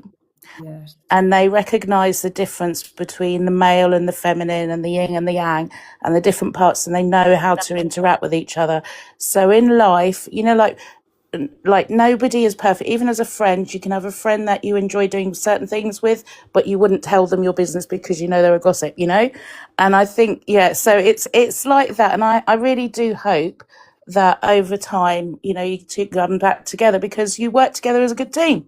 It'd be lovely to say. But this healing space I love this space that you've got here, and I'll be back on your next live. Thank you so much. Thank you, Ava. Yeah, he said that on his live, that he hopes that we could unite. And of course, if you were there, I said the same thing. I also reiterated that as well in the DMs. But where he is in his life journey is not compatible with where I am, clearly, and where we all are, clearly.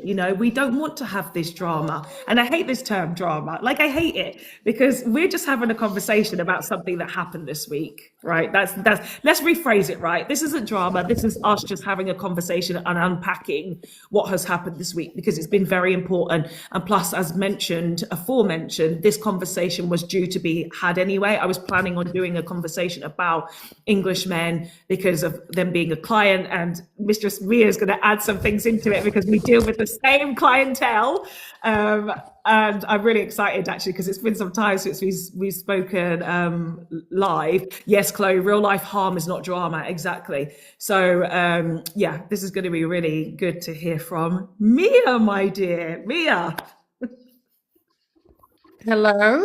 Hi. How you doing? Sorry, I completely lost you then. My Wi-Fi is wobbly, so I apologize if it's in and out. And hello to anti-racist mum to finally speak is wonderful.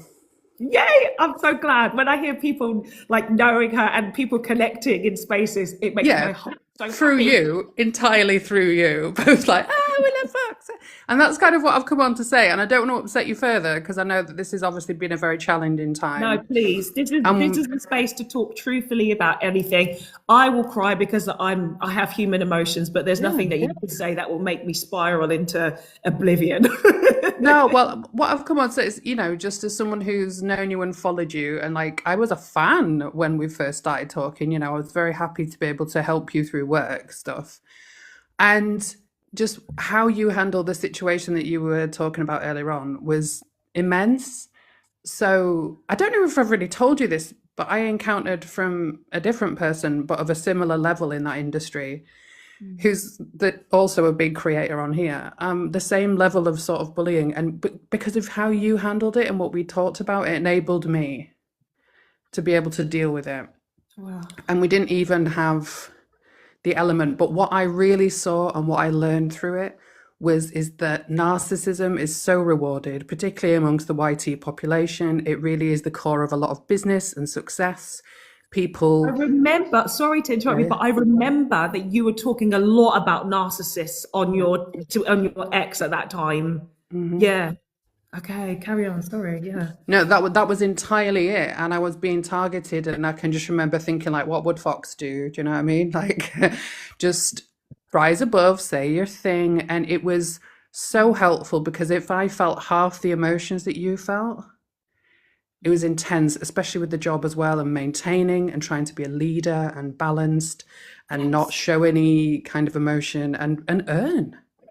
You know, these people taking food out of your mouth and that of your family, and the cruelty of it was awful. And what I learned a lot was to position myself in a way that lessened my career but gave me integrity, and I maintain that now. And it's not a brag, it's done me good.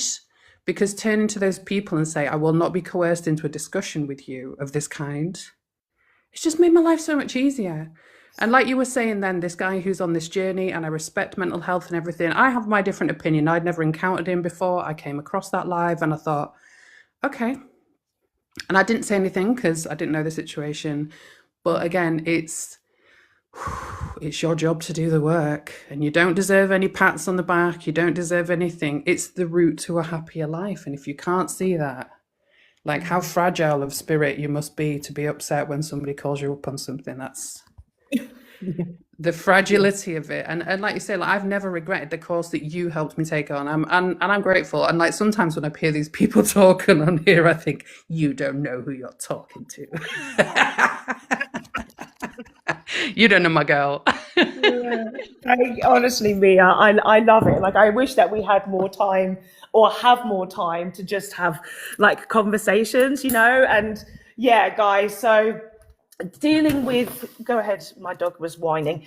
The space that we deal with as dominatrices, it can be incredibly difficult dealing with other unhealed women. Thank you, my stairs are lovely. Dealing with unhealed women is very tricky. And it's interesting considering our clients are male, right? So this is where I have to be very careful about what I want to say, because you know how you have men in this moment who might be like, oh, but that's misandry. And they want to try and bring in that kind of conversation when we're talking literally about misogyny. I want to keep the idea and the feeling and the actual knowledge of, you know, women being a problem in these spaces. And of course, what we've also seen over the last few days is how women have also wanted to rally around a white man, right? That's been like a priority for some of these women. And when Mia and I have had to deal with women and their relentlessness. And of course, we heard from Fairy Bread earlier, who was talking about women and their relentlessness in their bullying, in their narcissism, in their behavior. And Mistress Me, I don't know if you're here at this time where we talked about it being a spiritual thing, like a spiritual attack, Yeah. on us. And it really is, again, for us to keep our boundaries up. And the DMs, please, guys, ignore your DMs. Unless you really want to hear from somebody, don't reply.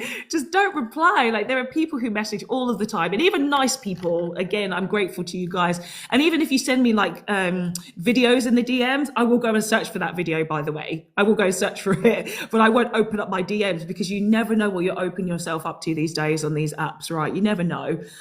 So please do. This is not a case of don't DM me. The fact is, I mostly won't reply to most of you, just because boundaries are important. And you've heard some of the shit that I've had to go through whilst being on social media. And again, we can all love and respect each other, but we just still have to kind of, you do send a lot of vids, Hermit Sapien. She sends a lot of videos, but they're good videos, actually. I do watch actually a lot of them. I do watch a lot of them. Sometimes I can't, because obviously I'm busy and doing something else. But if I see one and I like it, of course, I will give you a reply and I'll make a comment about it. But she does send a lot of videos. But yeah, I'm so grateful, Mia, that the things that I've gone through have enabled you to take some alternative approaches towards your own healing. Yeah, absolutely. This is what's really nice about us all sharing, right? Is that we will hear something from somebody else and be like, oh my God, I can take that into my life. I can now do that. Oh my God, someone else had that experience. Oh, okay, that's how I would probably handle that next time. I'm aware in this space that, we're keeping a lovely plain tone, which is nice to talk about this stuff in this kind of level. We're not fronting on anything. We're not pretending to be stronger than we are. And I appreciate that. And you and I have always done that. But it's also, I don't underestimate the strength that you brought to that, because you did conduct yourself in an appropriate way, and you can do for everything because you've got emotional intelligence. And there were times when you were sending like eye rolls to me, like, Mia, come on, you are bigger than this space, you were bigger than that. And what that young woman was saying earlier on about people in her DMs, about not being able to escape it, it's not good. You don't deserve it. It's not right. People shouldn't behave that way, but they do. And sometimes it's a push out of that space and a push into your strength. And if you are avoidant, unfortunately, that's that knock, and you're either going to answer it or you don't. And like you said, you have spiritually, I've physically moved away. I've changed the way I conduct my business. And what's amazing is every so often I'll encounter a woman who I really like, and I talk to her and I'll say, oh, I know this woman who I used to work with, Dominique Fox, and they'll go, oh my God, I love her. She's my friend. I was talking to Slumflower the other day, Chidera. Yes. And oh my goodness, she's your biggest fan. Oh my God. You're inspiring people. And I want people here to hear that, because you are, you're not just well known, but you do this wherever you go. I'm not trying to make you cry, but you do this. This is what you do. Sorry. So if you guys don't know Slumflower, you need to fucking know her, man. Like, Slumflower, she's had books, she's had documentaries, like all kinds of stuff. And I've been viral a couple of times, I have to say. And I did something a few years ago which made it like all the way around the world, and that got me a hell of a lot of hate, as you know, Mia. It was a lot of bullshit from the particular group of women who fucking hated it, and they went onto their own radio shows and said all this nonsense about me. But anyway, during that time, Slumflower had reached out, and actually quite a lot of other sort of creators had said, like, it was the most beautiful display of Black empowerment, and the stuff I've seen from Slumflower is so good. Like, she is amazing. She's been I think she talked at Oxford and Cambridge, doesn't she, sometimes? And she's also had her own dealings with YT women and I'm going to be careful what I say here, because I think it's still ongoing. The accusation of plagiarism of her work, which is incredible. Yeah. And I first reached out to her because I'd read one of her books and was like, you are a continuation of the grace of Black women have done for me. Sorry, people call it done for me in my life. And I just think you're great, and I'm here. And she talked to me when she took her career path, and I was like, what a natural. And we talked about you. And once you're on that path and you see that, like I say, it's so much clearer. I don't really relate anymore. I'm quite unpleasant towards the women who try and coerce me, and I just don't have time for it, because it's like, grow up, move along, come on. Yeah, exactly. Like Push that's the thing. yourself. It's like if you as a human being can see people as humans, you don't have any allegiance and alliance to your own gender, your own race, like none of those things. You see the person for who they are, and if they're trying to understand, amazing. And if they do understand, even more amazing, right? So I believe in sisterhoods, right? I believe in them, but only for people who actually understand what a sisterhood should mean. Because as I said, like Mia and I, we work with other women, and it's so difficult in our space. It really is. Like, I'm sorry to use the word, but it is toxic. It is toxic. And the stuff that I've experienced, the stuff that I've seen, I will say it very much seems to be more of a Britain thing and more of a Yeah, UK thing. Because when I've absolutely. gone abroad, yeah, when I've gone to America as well, it is so welcoming. I would spend more time actually in the US than the UK. And the UK dominatrices, they're so competitive, they're so jealous, they're so negative, they're so hateful. And you can't do anything without somebody like knowing something or being obsessed. And oh my God, I've got a And it's YouTube never channel. changed. It's Yeah, never changed. And I've been a target of it and I refuse to do it. And I've got a little thing now that somebody taught me, which is not that I don't, it's not that I don't recognize your authority. I just refuse to believe that it exists. It just doesn't exist to me. So I won't let these people do that to me. Because how exactly. dare you? And when that became a physical manifestation of their aggression towards you, when that actually physically became a thing and the police got involved, and not upon your person, but like in your sphere, I was just like, yeah. Well, there's concrete evidence, there's pictures and everything now for us to prove it. And that's never left. That's never left my mind. And yeah. But You, did you you hear teach a about the lot. You teach a lot karma? of people a lot of good things. And I know you know, and I know everyone here knows, but I'm just like, yeah, from the car now. You do. Do you know about the karma though that was experienced? Because I've mentioned it on my life. I haven't mentioned the full story. You know, the people here have only got bits and pieces about what happened to me. But the karma of this particular lady, and I've mentioned the story before, she sent racist stuff to my house, racist messages saying dog lives matter, dog leads matter, and white something. It was racist stuff she Yeah. sent. And after so this is the thing. This is why we know it's spiritual, because they always deal with the karma after. That lady is bankrupt now. She's bankrupt. And the only reason why I found that out is because she reached out to me. I don't know if you know this, Mia, or saw this, or if you've been around when I've said this. She actually reached out to me to apologize and said, I'm really sorry that I did all this, la, la, la, la. And actually, the woman who did this wasn't one of the main ones. And I thought, oh, this woman is thinking that she's so special that she affected me that much. Like, that was actually what went through my mind. I was like, bitch, you ain't that special. But then I thought, let me Google her. She wasn't a dominatrix anymore, and she'd been declared bankrupt. And I said, girl. And the funny thing is, she had to do some kind of repentance for her sins because she was becoming a nun. And so that's the A only monk. reason. She was Yeah, becoming a a monk. monk. A monk. Yeah, exactly. She was becoming a monk. So she had to do that. And of course, I laughed and said, no forgiveness. I Well, said, yeah.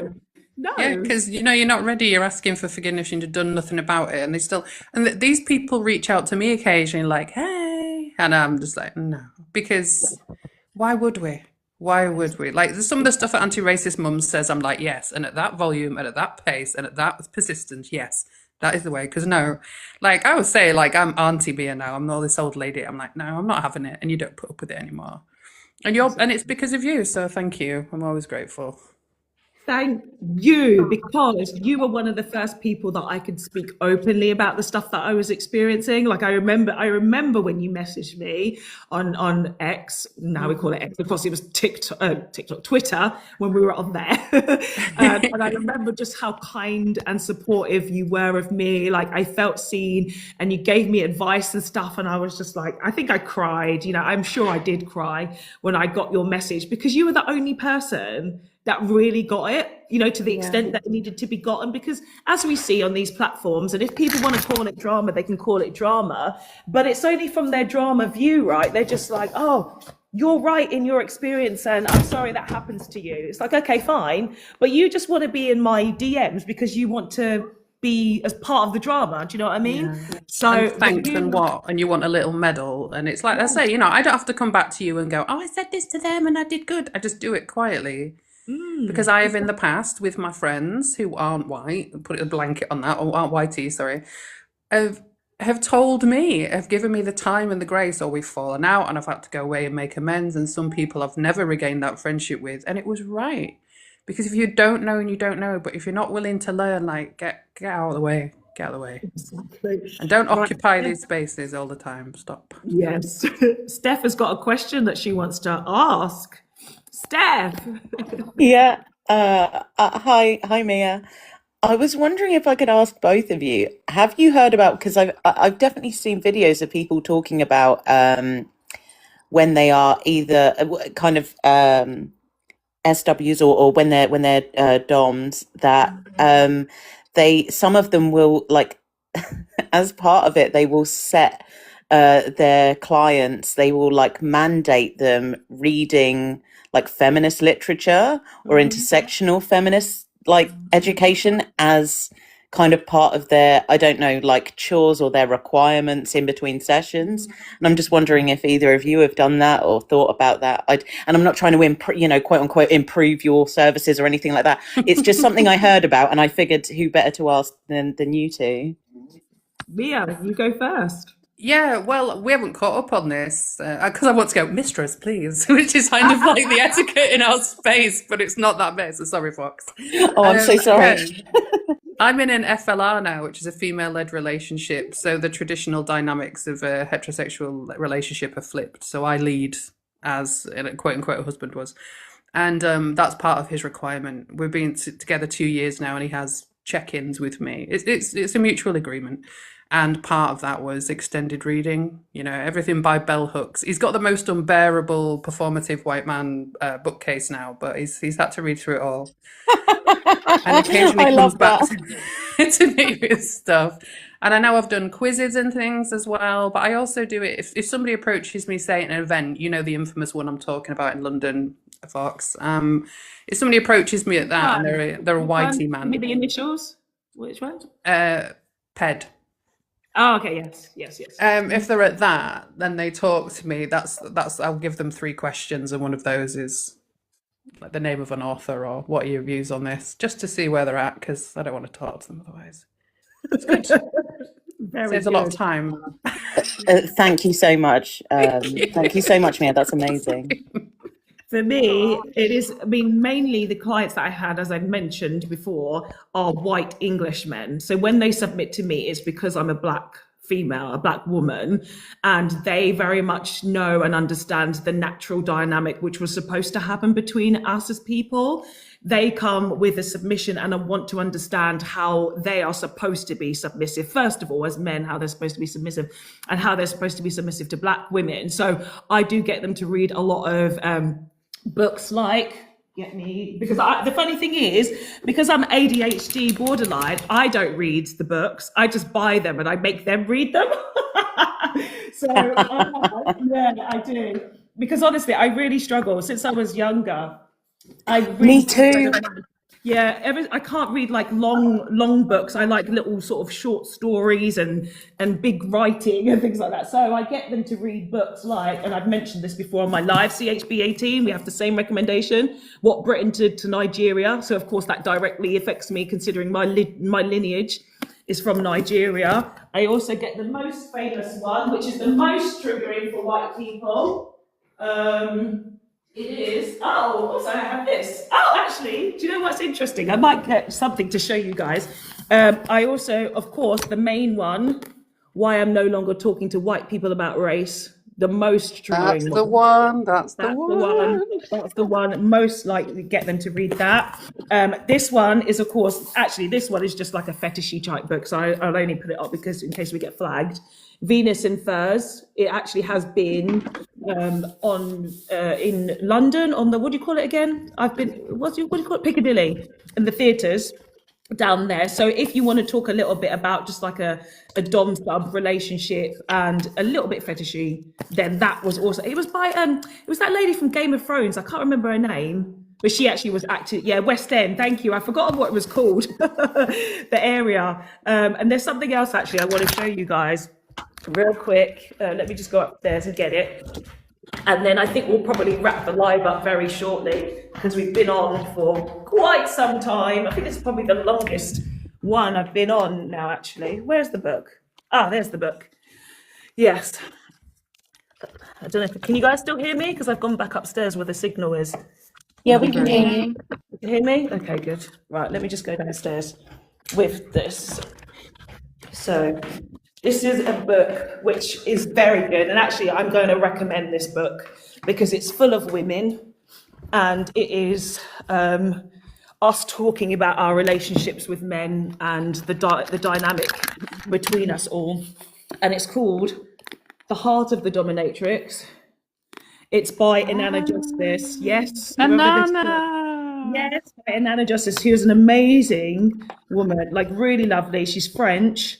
And she basically put this book together with a lot of us in here talking about our experiences. Oh my days, are you in this? Yeah, I'm in the book. Why not? That's why I need to buy it. Yeah, I'm in the book. Let me find it. Hold on. Oh, Cleo, Mistress Cleo. You know Cleo, she's in here. That's our girl as well. Yeah, She's on side. I like Cleo. She's good. Where am I? I haven't opened this book in some time. I just got to find where I am. Maybe I should go to the contents page, actually. That's probably easier. Where am I? Yeah, let me go to the contents page. That'll be easier. Find where I am in this book. I am on page, number 5, 63. There I am! Found me! Okay, so let me show what I can actually show on here. Oh, okay, maybe I can show this picture. So basically, in this book, it talks about how, like, the first question is, how did I get started in BDSM? Of course, that's me. And then that's my interview there. How did I get started?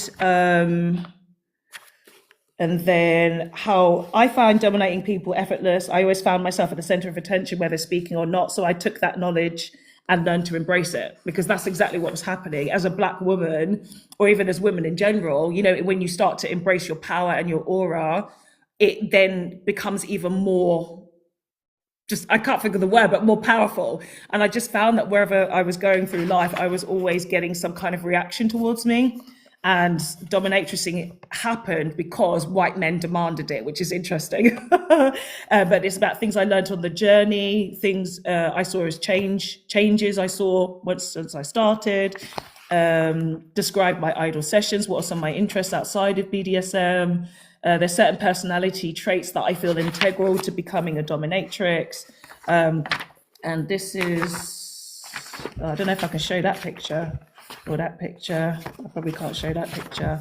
But this one is one of my favorite ones. Let me cover the person at the bottom. This is me sitting on a man with loads of money. That's one of my favorite ones. There's a man on the bottom. Yeah, so I'll take that money, reparations. So it's a long answer to your question, Steph, but a lot of it is to do with the Black-white dynamic. And of course, we talk about reparations. We talk about the Black New World Order, in order for white men who really have this vision of white supremacy and them thinking that white is right, that they then flip it on its head and say, no, actually, Black needs to be right, you know. So it's the same way as saying, you know, it's the same men that kind of think misogynistic ways, right? It's like they have to, or they're so right wing that they have to go the complete opposite to undo a lot of their toxic learning. Yeah. So I hope that answers your question, Steph. It absolutely did, and thank you so much to both of you. I'm sorry. Mia, I'm not trying to disrespect you by not using your honorific. That's all right. I spent a couple of years learning, like, again, just another one of those shared interests, and again, nowhere near the same level, but I am very much into the K kind of lifestyle, educating myself on it and things like that. Awesome. So, and I feel like neurodivergence and the K community really overlap. Oh my A goodness, I lot. did a video about that the other day and the amount of DMs I got of like I'll send it to Fox and yourself if you like, and you can see what you Absolutely. think. It'll probably make you laugh. But there's I've no just pressure followed you. here at Fox at all. But also, one, you should definitely come to Femdom France at some point with Anana and do a workshop if you can be bothered for one day. Yeah, that's the funny thing, because since I've moved, I've been very removed from the, you know, the real stuff. It's kind of like, you know, because it was so stressful, part of it to, you know, be as part of the BDSM community, I just literally wanted to retire from that and then just deal with my, you know, my clients one-on-one, and it's been a lot better. And at that time, I'd already just moved. And I think if I was back in the UK, I would have gone to Anana's thing in France. But also at the time, and I think I did say this to you, that shit was expensive, man. Yeah, that shit was expensive. I was very lucky to have a very apologetic man taking me, but it was expensive. But what I said to her while I was there is, you've got somebody who needs to be doing a workshop here, and that would be you. Which is a reduced way of doing it. But also, I'd like to unofficially invite you to come and do an interview with me one day on my YT channel. You know I will. You know I will. In a heartbeat. No pressure. I've been really kind of like, what's the word? Just a bit apprehensive about some of the things that I do. And Anti-Racist Mum will know this, about some of the things that I get offered to do. Like because you know what it's like, Mia. We constantly. So Anti-Racist Mum, if you're still here, which I think you are, I'm going to give you a little bit of a backstory about, or an experience about what it's like being a dominatrix on these apps. There are constantly people who are doing documentaries or like biopic or something, and they want us to be part of these things all of the time. And we know that they're always overly sensationalized. They're always made out to be just terrible. They're made out to be so bad. So when people reach out to certain things, we have to be so careful what we lend our names to. And because it got so tiring for me, like anyone who offers me, I'm just like, no, I need to know what it is first. I need to look at the person a little bit more. And I was grateful because I actually did something with Anti-Racist Mum recently. I went on her radio show and it was so good because she had another guy on there who he'd learned so much about being a man, and he could speak honestly and truthfully about the man's experience. Yeah, he was unpacking so much misogyny, and it was brilliant. It was so brilliant. So yeah, that's why I have apprehension, and that's why I'm careful about these things. It is just because the experience on these apps. It's I not. don't blame you. And if you remember when we first connected, it was over that you did, and that same company approached me to do something, and I said no, and I told them why. Guys, Vice, as you will probably know, the site Vice. Awful experience with Vice. They asked me to film something with them, and they told me, yeah, it's going to be this. I said, okay, cool. Let me lend myself to it. But when it got into the filming, it was horrible, and they said it was going to be a comedy. I was like, I didn't sign up for no comedy, and it was awful. It was awful. I walked off the set, I think twice or once, and then they said, oh no, we'll edit it to be blah blah blah blah blah. And after I left, I emailed them and I said, you will not release that. You will not release that. Yeah, you will not release that. Anyway, I can't remember with the boy that I had to film it with. He had a very large following on X, and I can't remember. He's so irrelevant. But and then they emailed me. I think they emailed me, Mia, maybe like 4 years later or something, saying, "Oh, can we use the footage?" So do you think I've changed my mind since then?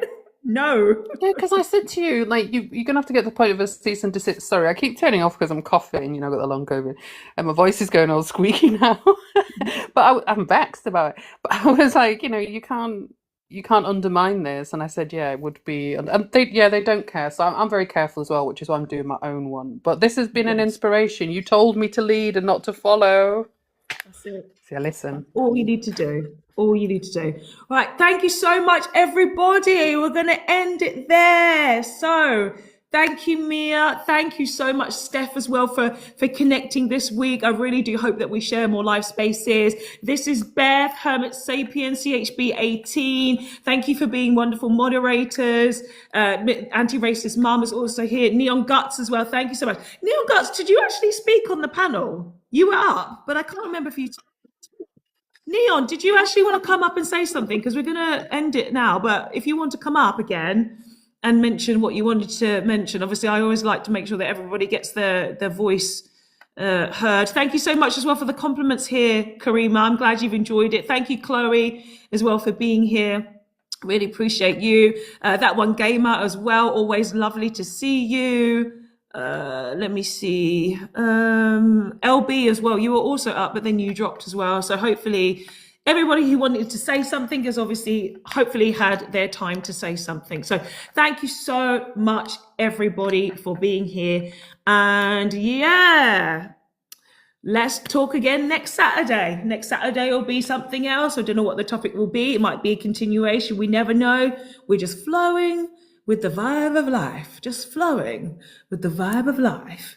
So thank you. Yeah, it was an open discussion. It was so insightful. And I really do appreciate the compliments about this being a safe space and a beautiful space, because that's what we want to continue. Even if things get difficult, you know, is really important. And I'm glad we got to have a little bit of a cry. We got emotional, and that's good shit, man. All of that's healing.